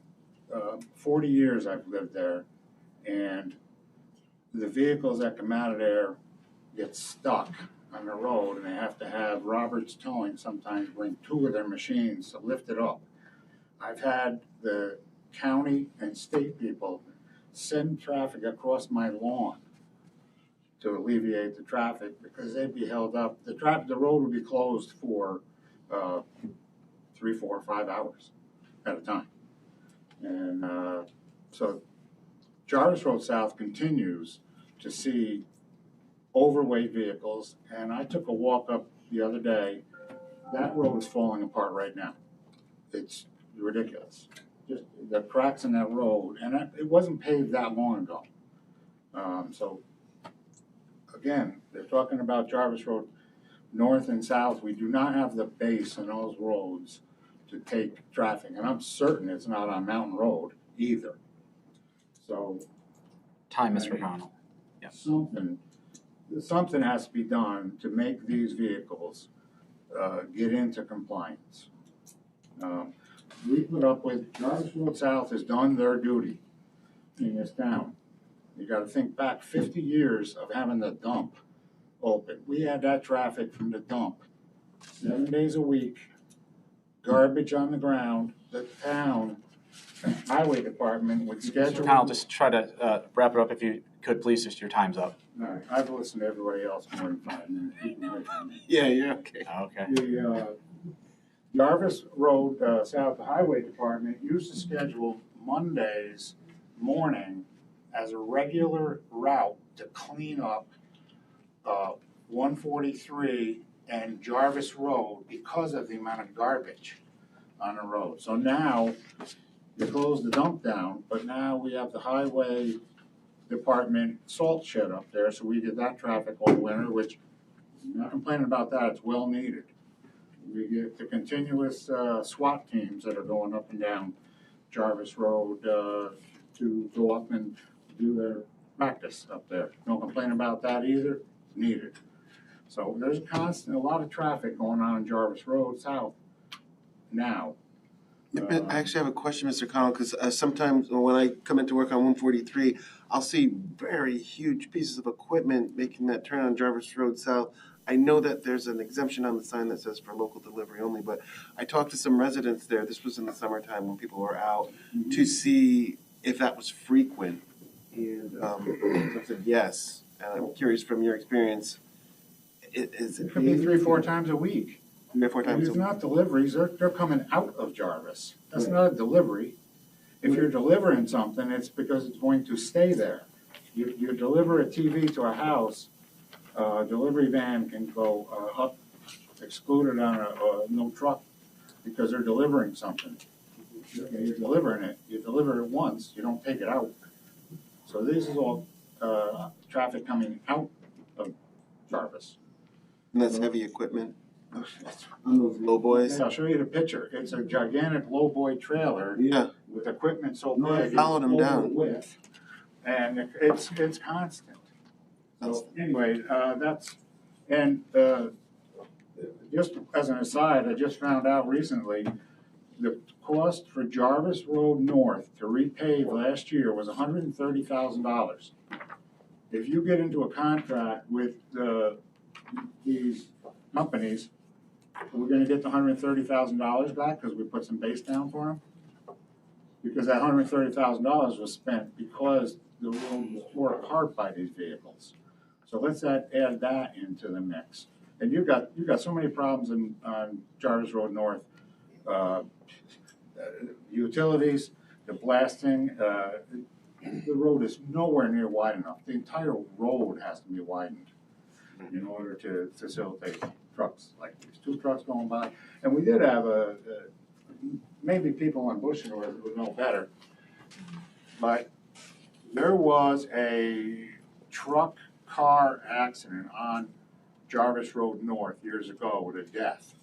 It was a kid in a car. It was a kid's fault. and they had an accident, there. I'm talking 30 years ago, 35 years ago maybe.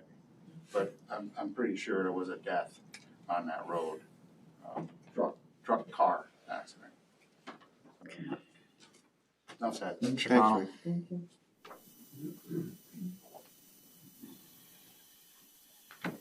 Hello.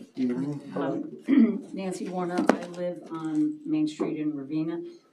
I have a question, if I may, Mr. Riley. The statement was made that the town could demand that Amrise not renew a contract come June 2026 for hauling stone. How is that possible? You're talking a private company. Right, I don't think a local government would have the ability to prohibit two private parties from entering into a contract. I think you may be able to exercise certain authority as a local government that could affect their incentives and decision as to whether or not they want to. But I don't think, we can't prohibit them from contracting. That's a state road too. Well, and, we just can't Right. prohibit two private parties from You entering can't into a just tell a contract. company that they can't renew a contract. But I do think. Well, we could have conversations We could look at site plan with the review. companies. Yes. True. Okay, so just to clarify that, to piggyback also on Ms. Holland's statement, she lives in Baltimore. I live on Main Street, which is also in the town of Queens. Whatever you folks decide to do, weight limit here, no weight limit there, whatever you decide, just remember it affects other people. It will affect New Baltimore. It will affect traffic going down Main Street in Ravena. If you are changing traffic patterns off of another road, it may mean more traffic on Main Street in Ravena. And I don't have to tell anybody in this room, you've all driven on Main Street in Ravena. You all know how dangerous it is having to literally stop your car, pull to the curb, and wait for a truck to pass you because they are that far over the center line. So whatever you decide to do, please think of the rest of us as well, because we too in the village are part of the town of Queens. So please remember that.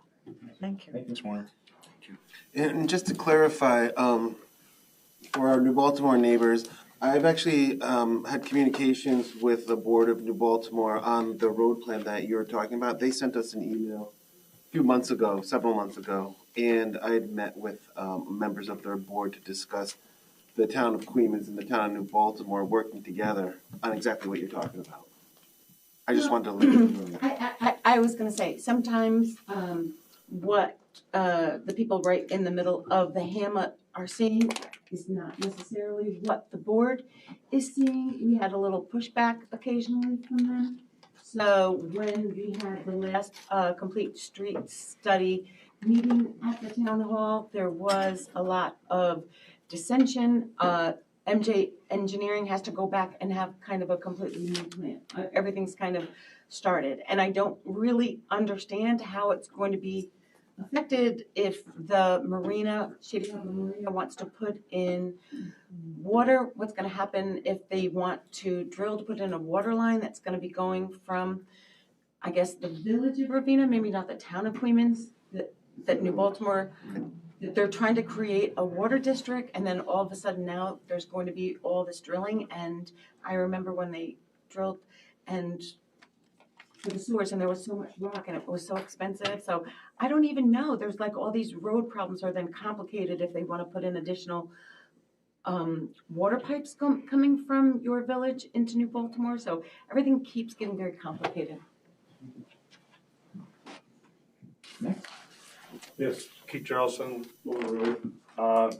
Just wanted to mention, all of us don't want we all want weight limits on our road, obviously.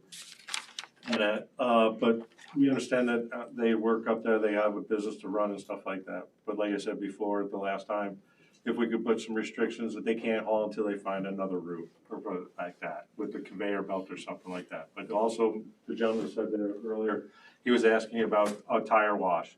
They put a tire wash in up there, but they don't have water to run it, because I watch trucks day in, day out. None of them have water on the tires, so They don't use it because they don't have water. Actually, Mr. Carver's, one of the guys from Carver Company was here in the board meeting when we addressed that whole thing, and they said that they don't have water there. Lafarge has water, but they don't have water. So they can't even operate it. So they put something in that they can't use, pretty much. Unless they put water up there with a water truck and maybe do something like that. But other than that, they don't have water. They're spray wash. That's all. And also, can the town ask all the companies inside the industrial park to use Selkirk exit instead of getting off at Cooksaki and coming through the village? That would eliminate a lot of it. I think it's up to the industries to do that. Tell all the companies down there that they need to put out something to all their people that drive trucks to get off at Selkirk and go back 5 miles. And you eliminate the truck traffic on Main Street. Yeah, and as I said, And New Baltimore, obviously, because I went down through there was a guy that had something very long on his trailer, and he came up from New Baltimore. And I can tell you right now, I mow lawns and I work on 144 there, and I watch traffic every day because I work on the 144. They speed coming in. They're doing 45 coming into Hamlet or Clemens. And no one's stopping them. I watch it every morning when I go to work at 5, and I see it every day all day long. The truck traffic and just the residents coming up through. People are in such a hurry nowadays, everybody speeds. You know, you could pull everybody over because they're always doing, oh, I can do 10 over, but 35 is now 45. I mean, it's simple. I mean, our police officers write tickets, but if they don't enforce those at this office here, then they're getting a slap on the wrist and get a parking on pavement or something. I mean, we gotta start enforcing laws here. But thank you. yeah, Keith, and I just wanted to say that plan that I said at the beginning, there was a mention of that plan in 2020, just the suggestion of what you're saying for them to go north on 144.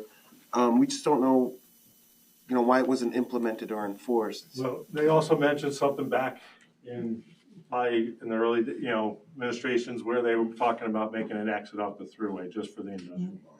They've thrown out all kinds of ideas. No one wants to do it. The state don't want to do it, and then nothing gets done. I mean, it's just there's so many people.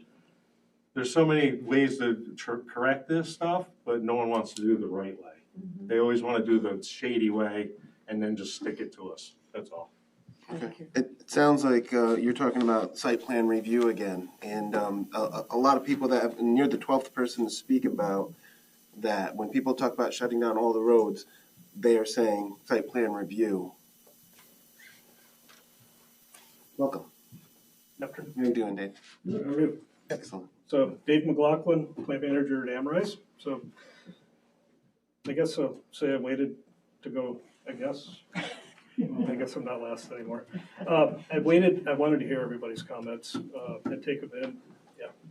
So here's what I had prepared. At Amrise, we take our responsibility as an environmental steward very seriously and are committed to full compliance with all of our environmental and permitting regulations. As an active neighbor in the community and a largest taxpayer and employer in Southern Albany County, we're always striving to enhance our operations and minimize our overall impact. It's important to recognize that 100% of the limestone used in the cement production at the plant is moved from our quarry via conveyor system that travels over County Route 101, US Route 9W, and the CSX railroad tracks. The limestone used within the cement plant is transported via trucks over public highways.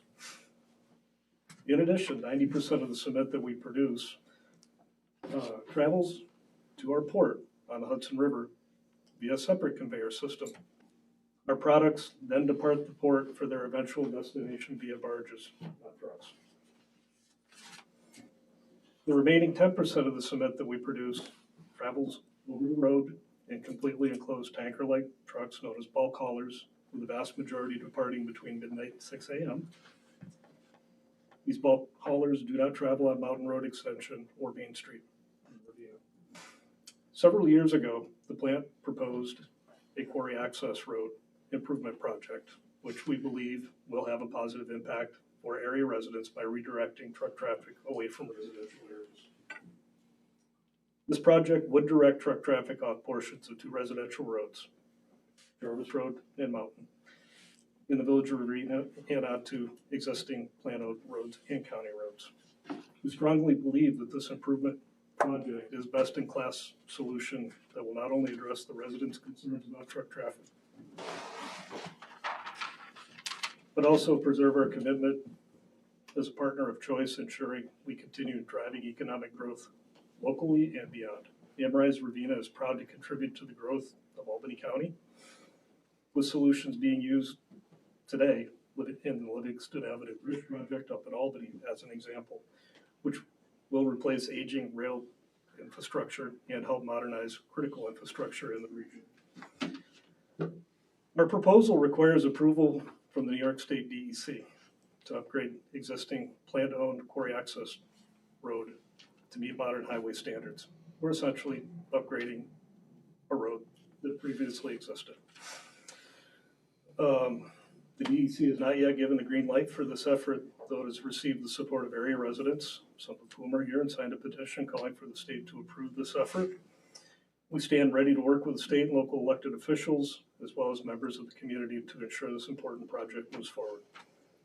As mentioned, truck traffic that travels through downtown Ravena is not generated by Amrise, but by other local businesses. We are committed to addressing the very valid concerns of the impacts of truck traffic, but the restrictions under consideration would impede our ability to do business, threatening both the security of local union jobs and the role of the largest property taxpayer in southern Albany County. So, thank you.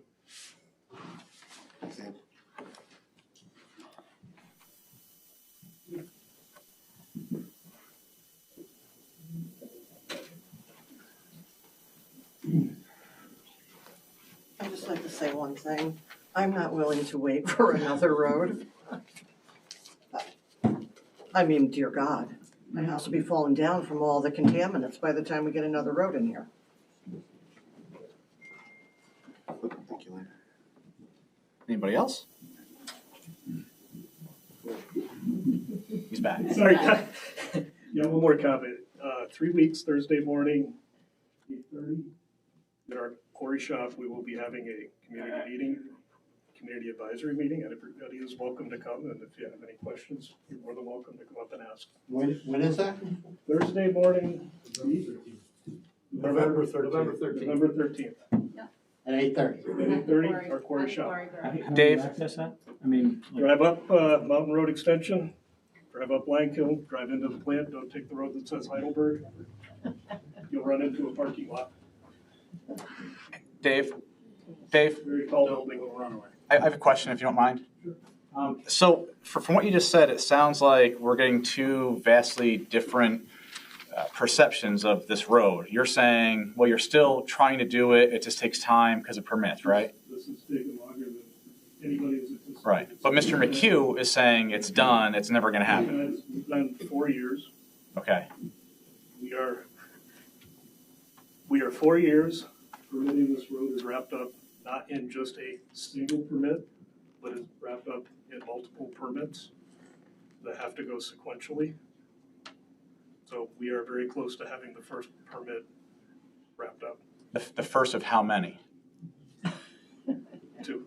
2, okay. Yes. Do you have any sense of how long this second permit process might take? We are just starting so since we're getting close to the first, we are starting the process with the second. So I suspect if past is any predictor of the future, this will be a little bit easier. But it could be. Once all the permits are submitted, how long would it actually take to? And I guess, since we not getting too far into the weeds, we haven't done any geotech, but it's an existing road. It'd probably take a construction season to make it. How long? A construction season. It's quite a bit involved. Would they use Tonight Kill? What's that? Would they use Tonight Kill? Yes. Yep. Just a question about the water while you're here. Is there anything we can do to get water for these people to get rid of this dust problem for them? Coming down the road from those trucks, they're supposed to be washed and there's no water. So can we do something to get water for these trucks to wash them down so they don't have all this dust? I will. Dave, can I ask you a question? Another question, Dave? Sorry.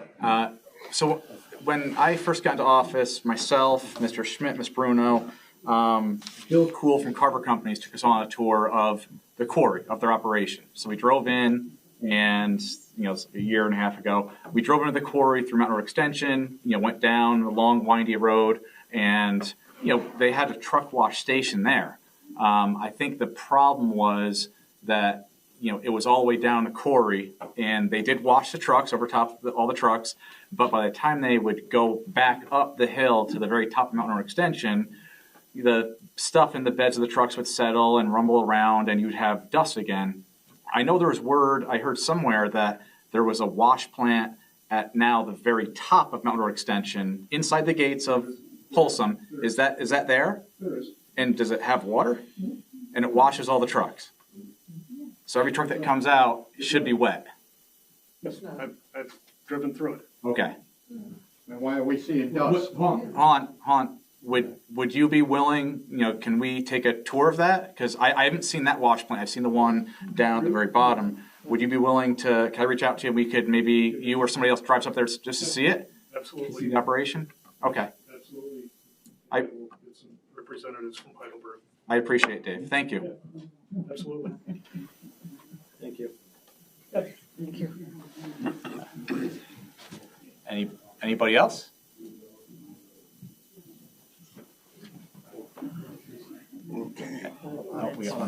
I came late, so I wanted to wait my turn. Hi, Tracy Traver. Hello. I was here last time you guys had a meeting, whenever it was, and I asked the question as to, you're proposing to remove the weight limit. The weight limit was placed for security reasons. Can you please tell me, because you haven't told me yet, what changes you've made to allow the weight restrictions to be removed? Ms. Traver, I think I said to Mr. Robertson, I said, there would be absolutely no, lifting of weight restrictions as the road sits now. It's absolutely unsafe, and it's not meant for 18-wheeler trucks and residents at the same time. I think the only thing we were looking into, one of the options would be if there was an agreement, a road maintenance agreement with Heidelberg, let's say, and they participated and they agreed to follow all of our instructions, and they widened it, however much money that took, how much time that took, they widened it, put the lines on, the guardrails, and made it a true two-lane road, just like a 144 or 143. We were just looking into, could that be a possibility? Could that even be a feasible option?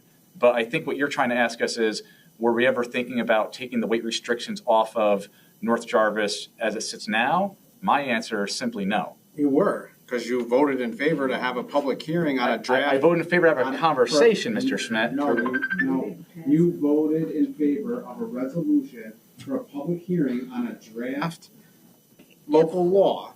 that Have a public hearing. Correct, and maybe you're not aware of the process, but after a public hearing, you vote. Okay, I would vote no. You don't necessarily vote yes. Yes. Right, I mean, the purpose of the public I'm hearing is to enlist. I think maybe you have it wrong.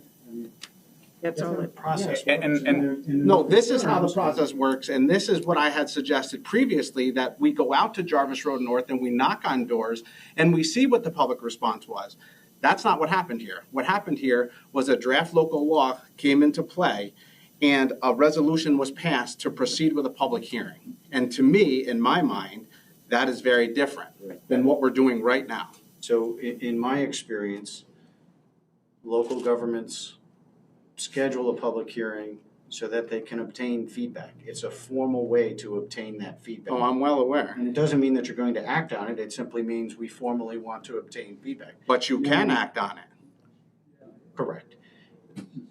we can do a lot of things. It appears that, you prefer to have a public forum. I think that's great. I mean, I think that this has been a very productive conversation. I agree. But this is what should have happened prior to a draft local law being discussed and produced.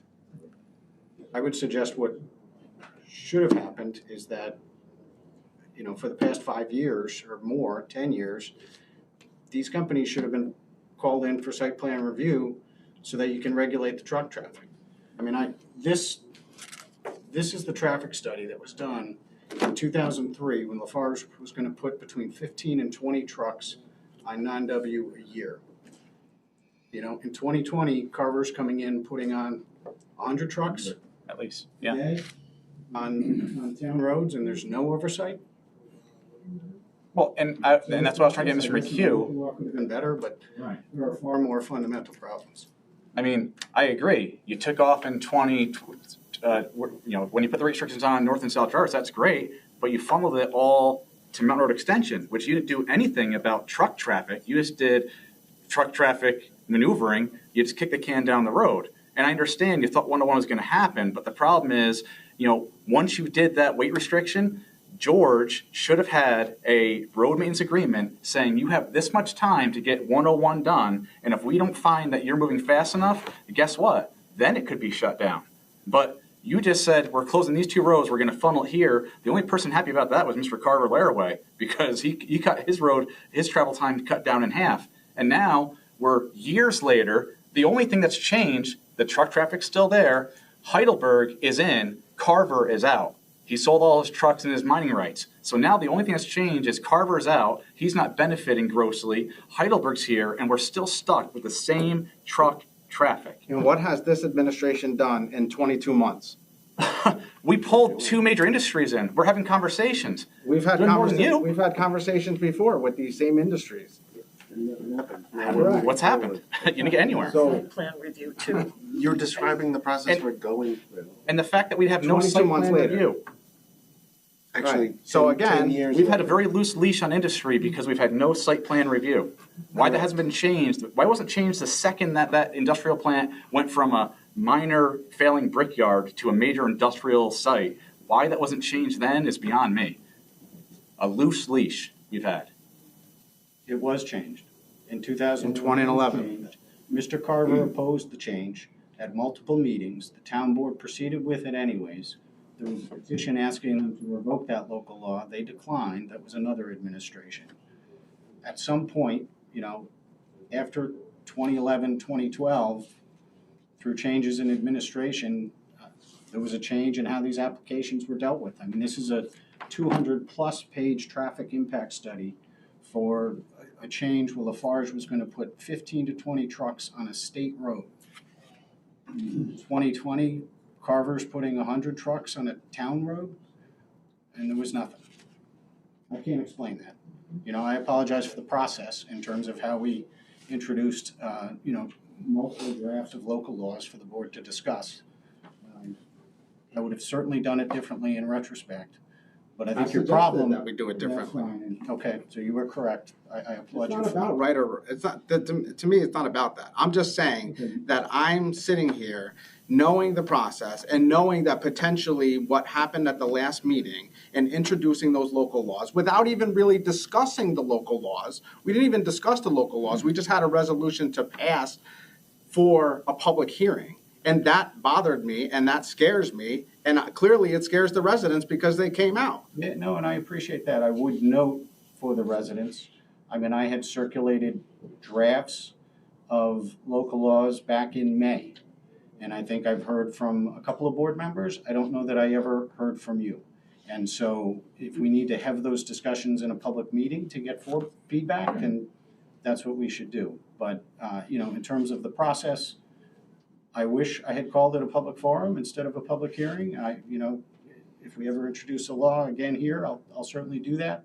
I'm not, Mr. Rowley, I'm not blaming you. Yeah, I would just stress that I think your problem is more fundamental than whether you put road limits on any one of these roads, right? Because when we talk to the folks from Amrise, they indicate that when Carver was trucking these materials out, I think it was 100 trucks a day. Heidelberg is down to maybe 50 trucks a day. That's maybe 20 to 25% of your truck traffic as they interpret it or believe that the truck traffic volume is. So you've got, an industrial park that is generating tens of thousands of trucks, triaxle dump trucks, tractor trailers a year, and there hasn't been oversight. There should be. And right, I'm not disagreeing with that, but that's not the business's fault at this point in time. This is the town of Queens not having the adequate, rules in play to make that happen. I think you have more rules than maybe have been recognized. well then, you're the first to ever, bring it up like this. That, to my knowledge, that I've sat on this board and that I've sat on, my prior boards. We also need to remember that we have a community member here that's speaking to us, and we've gone quite off the rails from that. Ms. Traver, I apologize. I hope before this all happened, I hope I answered your question adequately. Maybe. You answered it, but I don't appreciate that what your answer is, because you basically are saying that, said that we were just going to remove it. But you woke up the bears. You woke up mama bears and papa bears and baby bears back here. What you don't understand, Mr. Stott, and what you don't understand, Mr. Donnelly and Mr. Schmidt and Mrs. Bruno and Mr. Hotelling, we have lived here our whole lives. We've lived in New Baltimore. We've lived in Queens Hollow. We've lived in the village.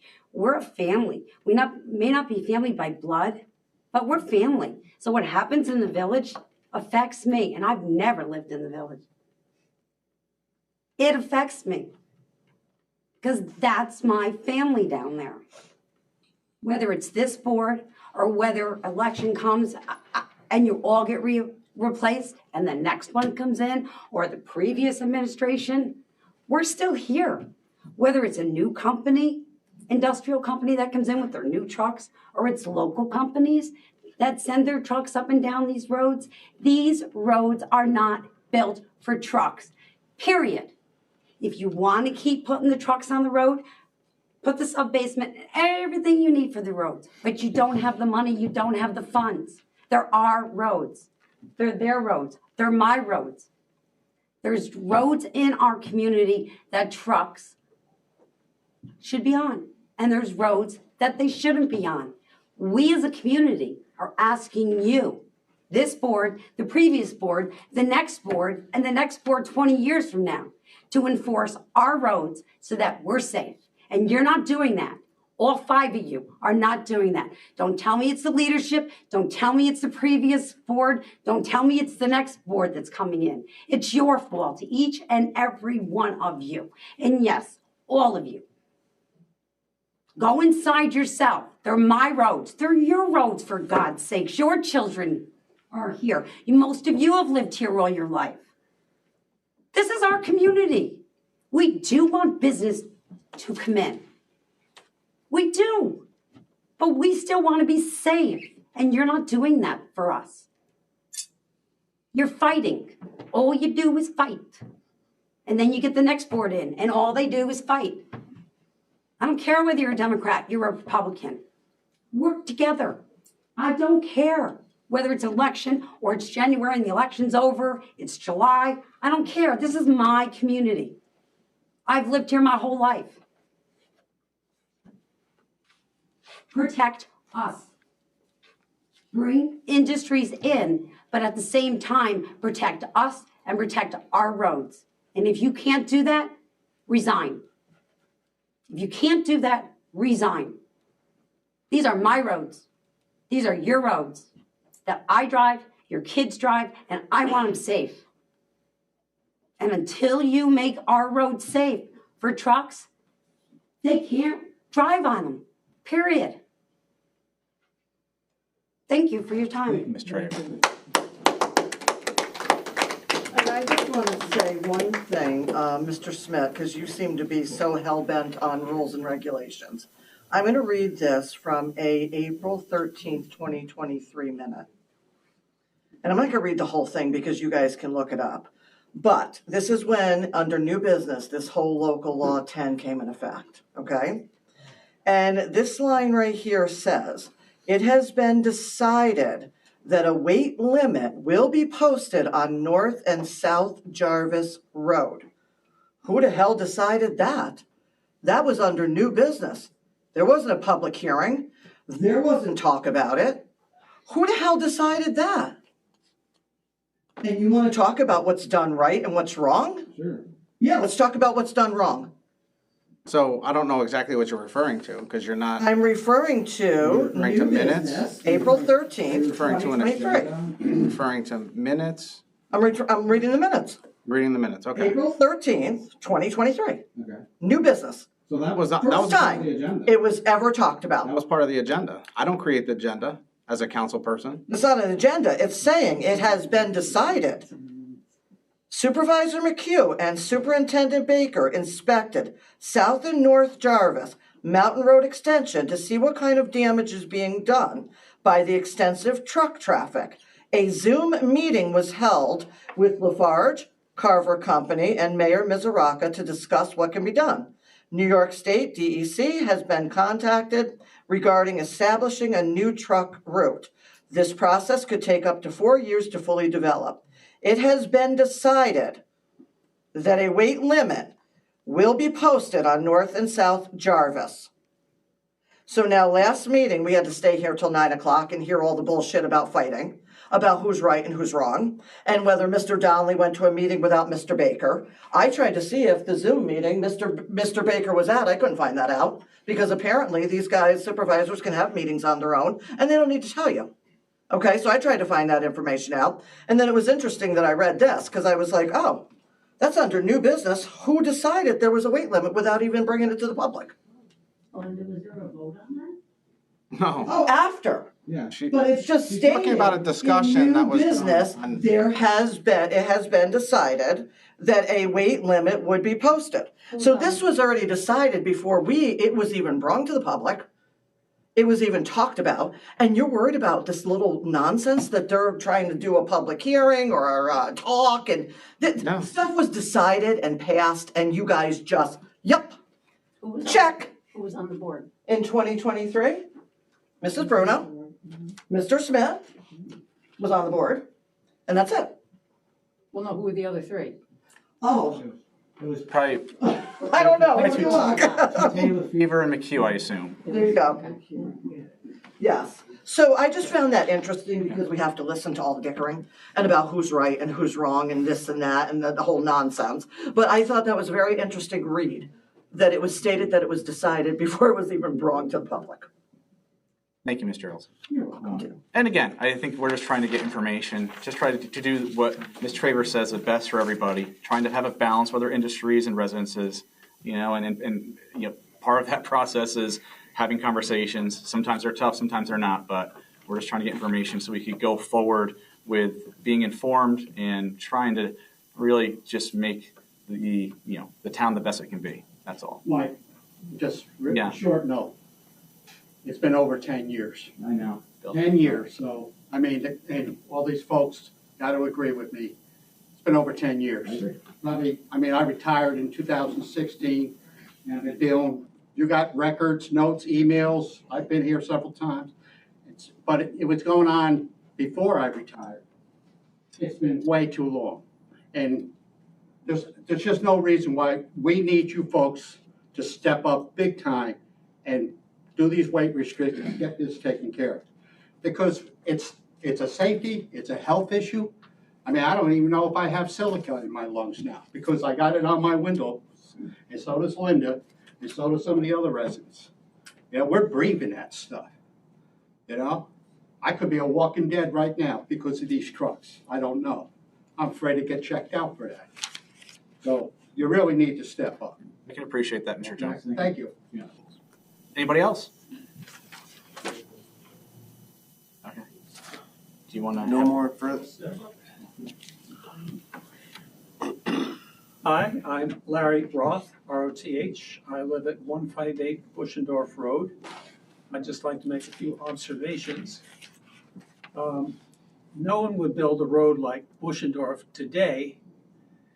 It's an old road. It was built for a different era with different construction methods. It's not built for modern traffic, and it's certainly not built for large truck traffic. Every time I drive it, there are places where I'm always aware that is someone going to be coming around that corner a little wider than they should be. There are hills where you don't know what's on the other side, what's coming at you. There are times of year when you come around the corner and the sun is right in your face. If you're going to talk about heavy construction vehicles, heavy trucks coming through there, you're raising risk levels a great deal. Now, I understand your options are somewhat limited. You can't lower the speed limit, for example. Of according to what I heard tonight. But you can impose weight limits. I would suggest that there are alternatives that have been raised, building conveyor belts, building a dedicated road, but it seems to be taking a long time to happen. I would suggest that if you go ahead and put the weight limits up on these roads, the business decisions being made on balance sheets, profits, losses, that will change the math, and there will be a bit more of incentive to pursue these alternatives than we currently have. This is leverage that you have, and I think it might be useful to see if you can apply it. Okay, I think that is what I have to say. Thank you. Thank you. Anybody else? I'm Sandra Slater, and I live on Deer Mountain Village Road, which hasn't been mentioned. I know the residents all think there's only 2 people on North Jarvis, but we have 5 families out there. And it's our only exit is to go down North Jarvis. And I totally agree about the weight limit on Mountain Road as well. And we're talking about, the gentleman from, name changes so often, I forget, Lafarge. It's not that anymore. Amrise. All right, thank you. Said 90% of his stuff goes on the conveyor belt, and 10%, if I get this right, is going out on the trucks. And that's supposed to be rock should be being put back into a hole. I mean, this is what I'm getting from all this information. Is that true? Amrise, they have essentially tanker trucks that are filled with limestone. They don't deal with the aggregate. They sell that to other companies. Heidelberg is one of those. Okay. And they're, Okay, so. I was just gonna say, so 90% of their 90% of their traffic is going out via the port or rail. The 10% that's going out via truck is going out, I think, from their facility on 9W, so it's going out onto that road as opposed to Mountain Road Extension or any of the others. And it goes out in a cement truck. So they're not, I think they're trying to distinguish themselves from the aggregate truck traffic that's coming down off the hill. Okay. That's all, it's coming off their site, but it's all being trucked by Heidelberg now. It had been Carver. Okay. That's stuff that, I mean, to me, why don't you fix the problem with all of our roads and even slowing down Main Street, and then you could sell that 10% afterwards. And if everything can move conveyor belt, then trucks can go there to pick it up. I don't know. Or, why should everybody have to wait and suffer for them to get that done? For 10%, we're talking 10%. I think it's even less than that. I mean, I think their primary business is cement, right? So it's being shipped out via barge, or 10% of their cement gets shipped out via truck on the state roads. The stuff coming off the hill is really not their cement product. It's a different aggregate, they call it, or overburden, that, as I understand it, and as I think one of the commentators mentioned, they traditionally hadn't used.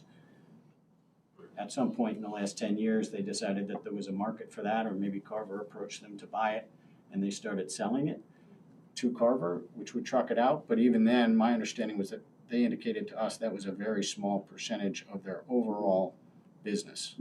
So they could just hold off on that. Small to them is millions of dollars, probably. Yeah, I mean, Okay. yeah. Well, and I can account for what he was talking about and the people on Mountain Road. I've had silica in my lungs and I have sarcoidosis. And little things like that, things you don't even know that's happening, because I have 3 different autoimmune disorders from things that I never did anything blatant about. So that, it's a health concern whether you know it or not. Eventually it affects you. So, is that worth $1 million? I think so. And for something for 10% of a huge company like that. And, you know, I'm gracious, they put a lot of money into our little park out there. I donated a little garden there. You know, the town worked very hard on keeping us, you know, out in the public and not buried in snow. But, you know, it shouldn't be destroyed for their 10%. So, or our health destroyed for their 10%. Thank you. We can just put off until this road thing they're coming up with. Why not? Thank you. That makes sense. Yes, Thank you. Yeah, just one final thought. That's a great thought, George said. They used to put it in the hole, put it back in the hole until they figure it out. You can always bring it out. It's no point. I'm not gonna wanna hear that because of dollars. Right. But, you know, making of us living over a couple $1 million, not our problem. Put it back in the hole, figure it out, how you can protect the town residents. Thank you. Thank you. Anybody else? No? Okay. Any further public comment?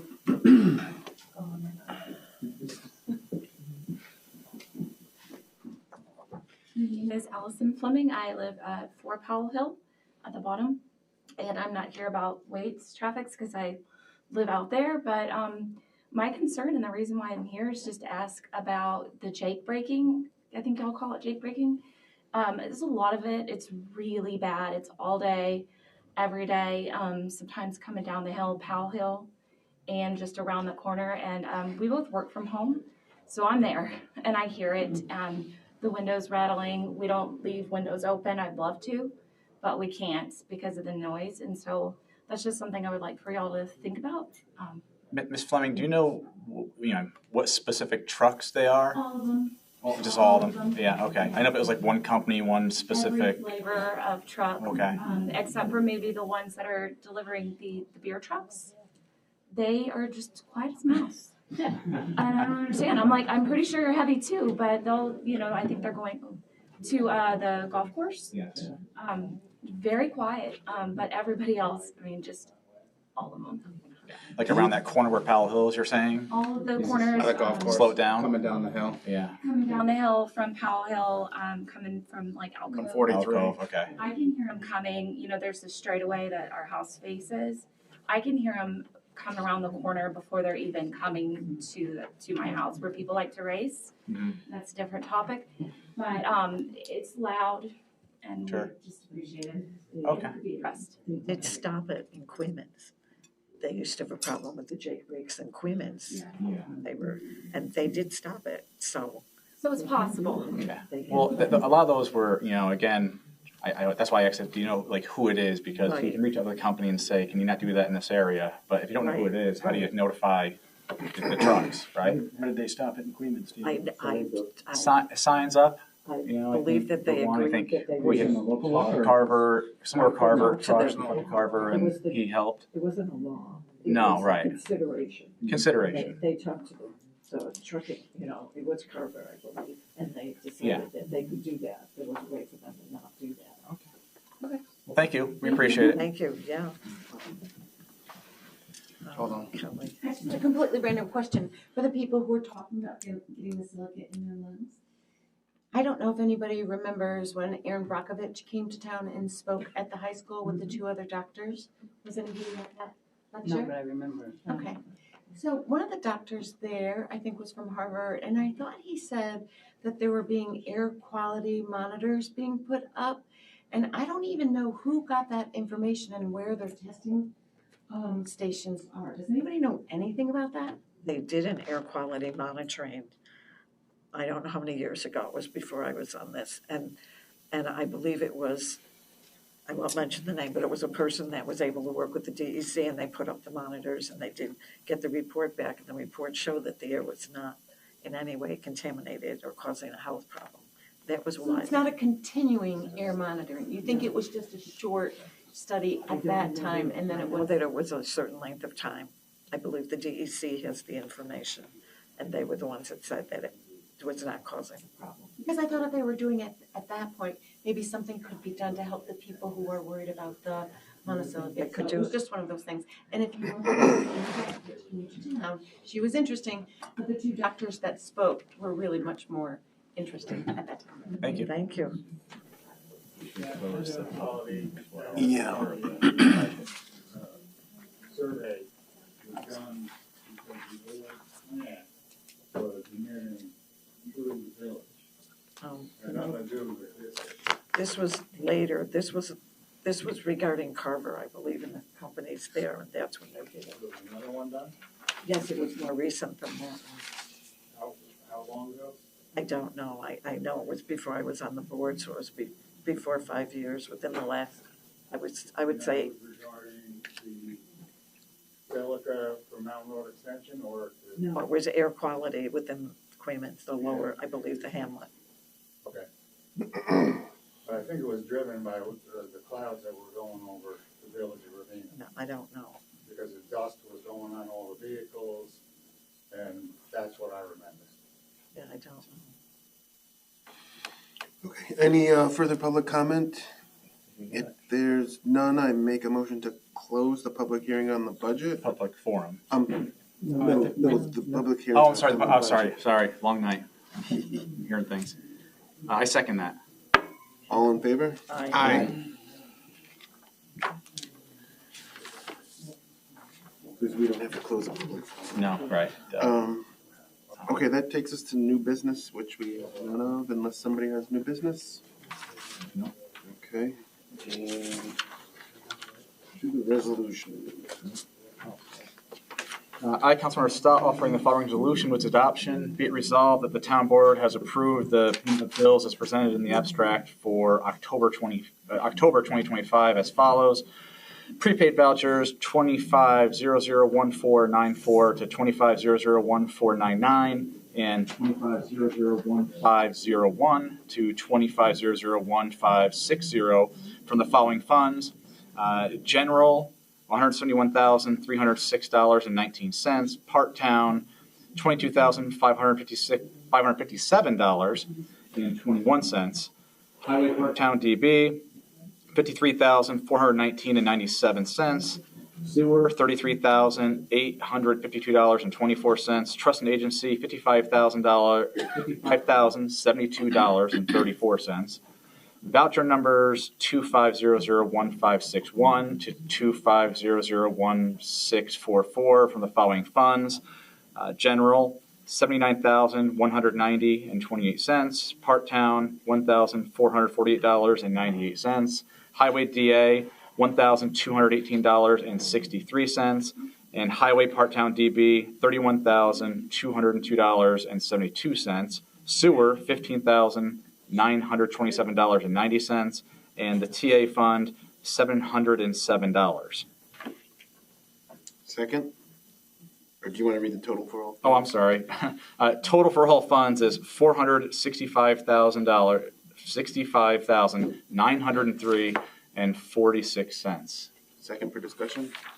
So just for discussion, so voucher number 25001587 was for Nearmap US Incorporated for the amount of $8,300. On that voucher, there was a Post-it note that said this invoice will be divided between other departments. For now, supervisor contractual will pay and others will reimburse. My question are, what other departments are going to use this service? Because during our discussion, my understanding was that it was going to be for the assessor and the building department. I think we discussed several times that as well as the assessor and the code enforcement supervisor office would use it, the police department would use it, sewer absolutely could use it, highway is going to find it useful. I talked to the chief about it today. He said he has a similar system and they can absolutely use this as this is the first payment when we get the user passwords to get into the system. If any department finds it not useful, they can walk it back because this was essentially for assessor and code because it's so easily applicable and understandable why they would use it. But we believe that other departments will find it useful too. I was just concerned when I saw this. I don't recall other departments, and then when I'm thinking other departments are now going to have to pay, this was not budgeted for 2025. So I was just concerned, like, do these other departments have the funds to pay their portion? We discussed it with each department and they gave their consent. So you had a discussion with the highway department, the sewer? Yep. All the departments I just mentioned. And they all said, yes, we can use it, and they all said, yes, we can pay for it. Yes. And we have the funds to do it. And we budgeted for it, yep. Is that true, Mr. Baker? No, that's not true. We never had a discussion about it. I know nothing about it. Okay. Well, for our next meeting, I will pull the emails because I've sent several emails about it. We've discussed it several times. So we never discussed it. Fazio sent an email saying, do you guys use near maps, question mark. I know nothing about it. I received a note that says you're gonna pay $1,383 for near maps. I don't know nothing about it. I'm not paying that. You didn't want to contact the office and find out what anyone was So when talking about? Mr. Fazio sent out the email, question mark, do you know about it? You just didn't respond? Oh. Okay. I wanted him to call me. Well, should you have called him? Well, last time we had this discussion, you said I should call, so they should call me. Someone should call somebody. I agree. So regardless, my question still is, and Mr. Donnelly is saying, yes, either him or his office has contacted all of the departments and they've all agreed to pay their share. Do we have the funds in supervisor contractual to pay the $8,300 prior to getting reimbursed? Yes. We do. That's how it was worked out with the business office and the accountant. If information comes in randomly like this, that's fine. Although I think it would be incredibly useful for your department and to... Like I said, I know nothing about it. No information was sent to me or nothing. Say, hey, look at this. Here's the price. Nothing was sent to me. Well, we reached out to the department heads to let them know what we were doing. If you find zero interest in understanding how we're trying to bring tools to the town department heads to make their jobs easier, I'm sure. I mean, did you research the plow truck? You research these things. We bring it to you and. I researched the plow truck? I spoke to the chief today about What it. kind of question is that? It's a question of, I guess, what you're interested in or not interested in. If you're interested in plow trucks, we help finance that through the budget. And if you're not interested in tools to help you with your job, I can't force you. That's your job. You run your department the way you see fit. Again, this is a question from me as an auditor of the vouchers.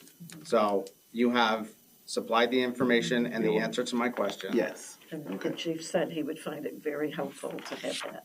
He said that was a great tool to be able to use. Correct. And he engaged and he said, I have a similar tool. And I said, well, if you find this is redundant, feel free to take it. Yes. We'll take it out of your I think budget. it's a pretty neat program. I think every department would be able to use it in some way, shape, or form. And I don't know exactly the dates of the emails, but there's been a couple emails at least that this was going to be used and divided among all the departments because we think they could all utilize it equally.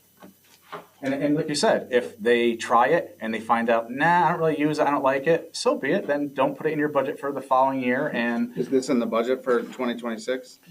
It is. In the preliminary? It was originally going to be just for the code enforcement and the assessor. Right, that's exactly what I just said when I started this. That they could use it, but our determination was it would be helpful to other departments. Who's our? When you say our, who are you referring to?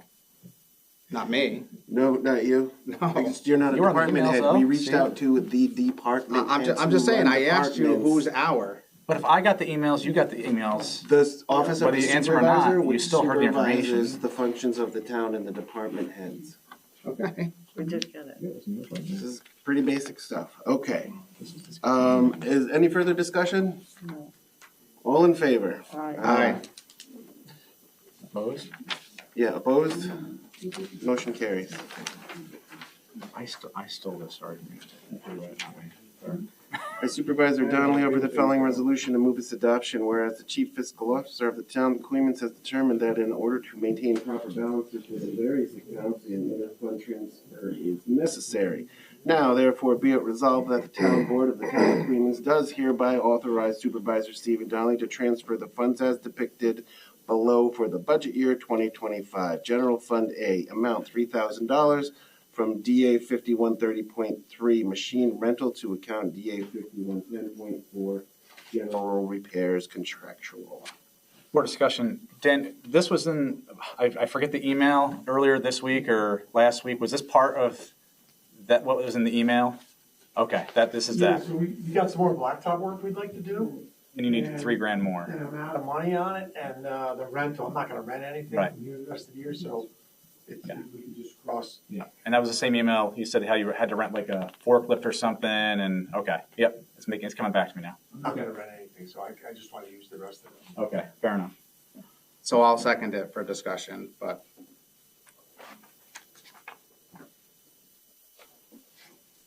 I think to Mr. Stiles. no. No, he just said for discussion. He just started talking. I just started talking out of turn after No, two hours and 40 minutes of I hear you, Mike. being delirious. Any further discussion? All in favor? Aye. Opposed? Motion carries. So those are the only two resolutions that we have. Rich, you sent out this resolution for the site plan review. From the 23 residents that spoke tonight, it seemed to me that everybody was speaking about taking an action. And it seemed to me that they were speaking about site plan review, to have multiple people that said, get these trucks safe, take some action. I brought this, and kind of shame on me for not, I lost track of the day today, but we have had this resolution for a few weeks. Has everyone reviewed this? We've had that for a few weeks, Mr. Riley? Well, in different forms. Just prior to the last meeting, I guess I circulated it. It's 2 weeks old. I mean, we just had a Did workshop anyone- that it came up at the workshop, so. Yeah, so two weeks ago. Did anyone No, we had the review this workshop at last all? week. A workshop to just, to go forward to say that we're gonna have a public hearing on it. No, this is different. This is That's not, this is something different. This is the site plan. Okay, it sounds We like. sent it out prior to the last meeting. I think we did talk about it in Yeah. conjunction with the workshop when we. Yeah, I know we also were, talked some of about that talk was along with the workshop, but we didn't specifically say anything about that resolution. I think it's incredibly important to discuss, and if we need to have this come up as a possible resolution for the next, I think, November 13th meeting, I think that's maybe probably the best thing to move forward Absolutely. with. Okay, just want to make sure everybody was aware of this and they had it in their possession. Mr. Riley, I have a question though. Can we proceed with that resolution and have it be full force and effect, or does it have to be a local law? I think you can proceed with that resolution because in your 2011 local law for site plan review, you repealed the inconsistent provisions in your existing zoning code. I mean, that's how I originally read it, and then when I went back and looked at the minutes, it really looks to me like that's how everybody else read it at the time too, because Mr. Conrad, I think a lot of this discussion initially started in 2007, 2008. Mr. Hotelling's father was supervisor at the time. It looks like they went through a very comprehensive plan process and then an update of the zoning code. As part of that discussion, they talked about the fact that you needed to beef up the site plan review provisions in the code. There was a version of it that it looks like was circulated in maybe 2009, 2010. There were concerns that it hadn't exempted agricultural activities and uses. So they then recirculated it between the planning board and the town board. This is all just based on the minutes, but they recirculated it between the town board and the planning board in 2011. And again, when they adopted it, Mr. Laraway opposed it because he thought it would impede his ability to, bring new businesses in down at the industrial site. And the town board proceeded anyway. So I think that effectively, and the repealer clause suggests it effectively overruled that inconsistent provision of the code. I assume that Mr. Conrad, because he was a proponent of it, enforced it at the time. I'm not sure sort of why that changed. It may in part be due to the fact that they didn't actually update Schedule 5 or attachment 5 to the code, so it just caused confusion. But I think you can do it by resolution. Separately, you may want to, as Mr. Hoteling has suggested in the past, do a more comprehensive review of the code. And, Sure. And maybe including that site plan review. And if we were to proceed with that resolution and correct the issue with our site plan review. I'm sorry. That was a separate question, I'm sorry. Yeah. What was your- Saying if we were to proceed with that. If we were to proceed with this resolution and correct the issues currently with our site plan review law, could we expect Article 78 from any of the corporations that are subject, or who then would be subject to the site plan review? And would the town have to defend litigations? And I'm not saying, I'm just trying to brainstorm this whole thing, and again, that doesn't outweigh, the potential for litigation doesn't outweigh the need to correct the site plan review. I'm just asking you as our attorney, do we envision the possibility of defending lawsuits as a result? So one of the senior partners in my firm has this phrase that I think was his grandmother's, that paper won't refuse ink. And so it's certainly possible that somebody could commence an Article 78. I mean, there's always risk associated with those. I think you're in a, I think you have a strong legal argument to make between the language of the site plan review local law and the record at the time as it's reflected in the minutes, but somebody could do that. I don't know that they would likely challenge the resolution as much as if you tried to subject them to site plan review, they would sort of push back on that process.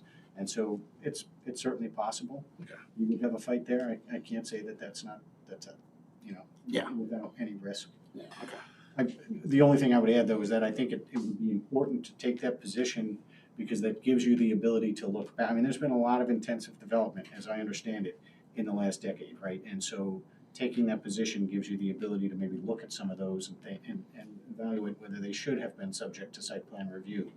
If you simply take the position, well, we need to adopt a new one, you'd only be looking prospectively. Can we weigh the risk between road restriction, which seems like a backdoor to the site plan review resolution? Which one is more likely, I guess, the layman question for litigation? There's probably risks to both, and I think the representative from Amrise sort of suggested, and I forget what the language was that he keyed in on, but that they have a going concern that's dependent on access on these roads. I don't think that necessarily precludes you from looking at the weight limits. Maybe we would want to work with Mr. Baker and possibly even an engineer to put together sort of a robust analysis that you would rely on if you were going to put an additional weight limit on a road like that. But separately, I think it makes sense to pursue that site plan review effort.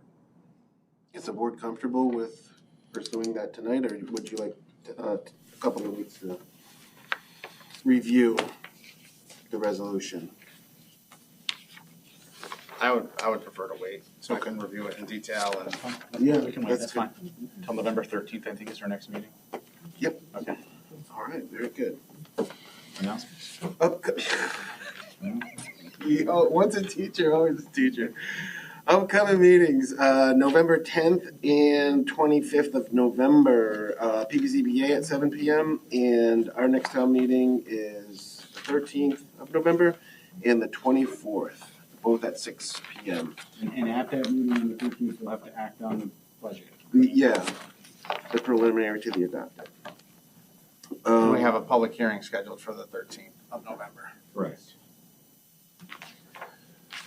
And the 24th meeting is a Monday, if I recall correctly, because Thursday is the 27th, which is Thanksgiving. Yep.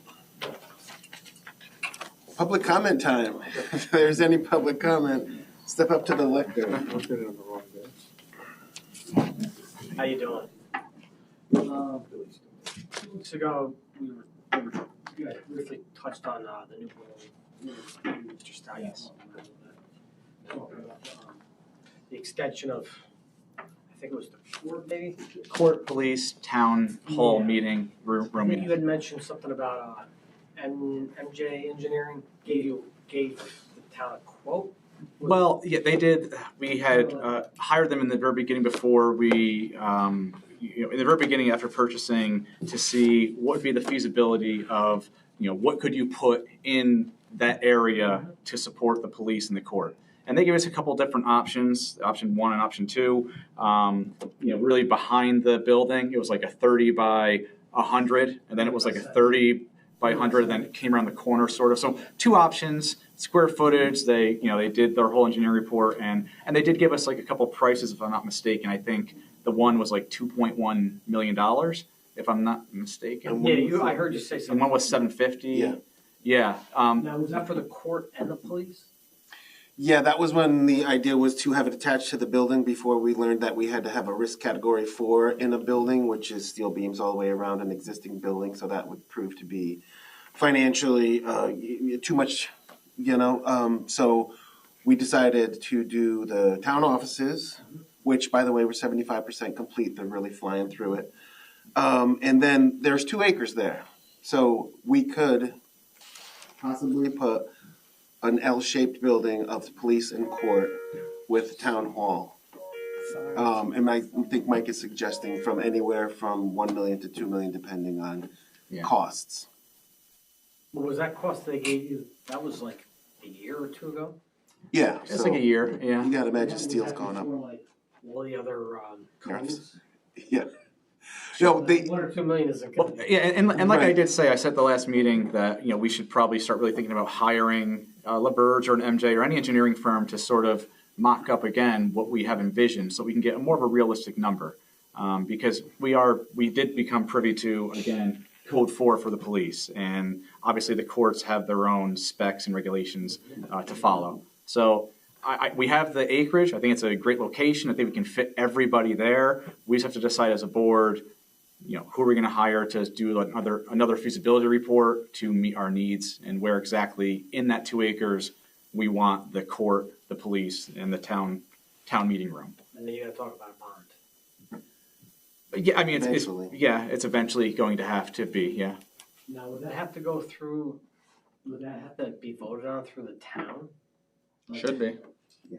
Public referendum. I assume it would be permissive referendum as opposed to mandatory, but. Okay. All right, thank you. Thanks, William. Quick question on the site plan review. If you guys pass a resolution, where does that go to? Does that go to the planning and zoning board? And then who sets restrictions, if any, on a company? The Planning and zoning board. I mean, you have a site plan review law, and when a development project is going to hit certain criteria, it calls for it to go to planning and zoning for review. I suppose the code enforcement officer would have some role in determining sort of has a proposal hit those criteria or not, but ultimately it would go to them. And then do other towns do that? Yes. Yeah. I mean, I think it's, if somebody wants to put a coffee shop in your general business district, it's subject to site plan review. Sure. The idea that industrial uses that are putting tens of thousands of trucks a year on your roads are exempt is unlike anything I've seen in any other country. It's absurd. It is, but I think if you say, put a restriction on and say, well, we want you to do it, but we only want 50 trucks, they're gonna say, yeah, sorry, and they're out of here, right? Well, you could, I mean, within reason, you can put limitations on their site plan approval.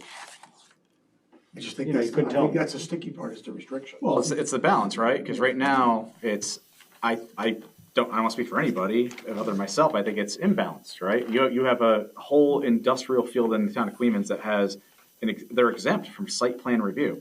So, what's that? They're treated as exempt. I don't think that they are. Sure. Right. Because I don't think maybe we knew better, or maybe it was lost in translation. But I don't think it should be seen as something that's going to hinder industry. I think it should be seen as something that's going to help the town of Clemens. Again, I don't think site plan review will hinder, it's just that when somebody determines a restriction, now, that's gonna hinder, I'm sure it is, you know what I mean? Well, yeah. That's it, I'm just. Hopefully meet in the middle. That's I guess that's the whole goal, right? So, is there still more talk on North Jarvis Road on being reconstructed? Because I heard The one meeting you guys met with them and they were in favor of reconstructing the whole road. They didn't show up tonight. And you have sent several emails, I think you were on, Dan, sent several emails to Heidelberg saying, hey, by the way, you mentioned you would be able to do this. What's a time frame? What's, all this information, and they haven't gotten back to you, I don't think.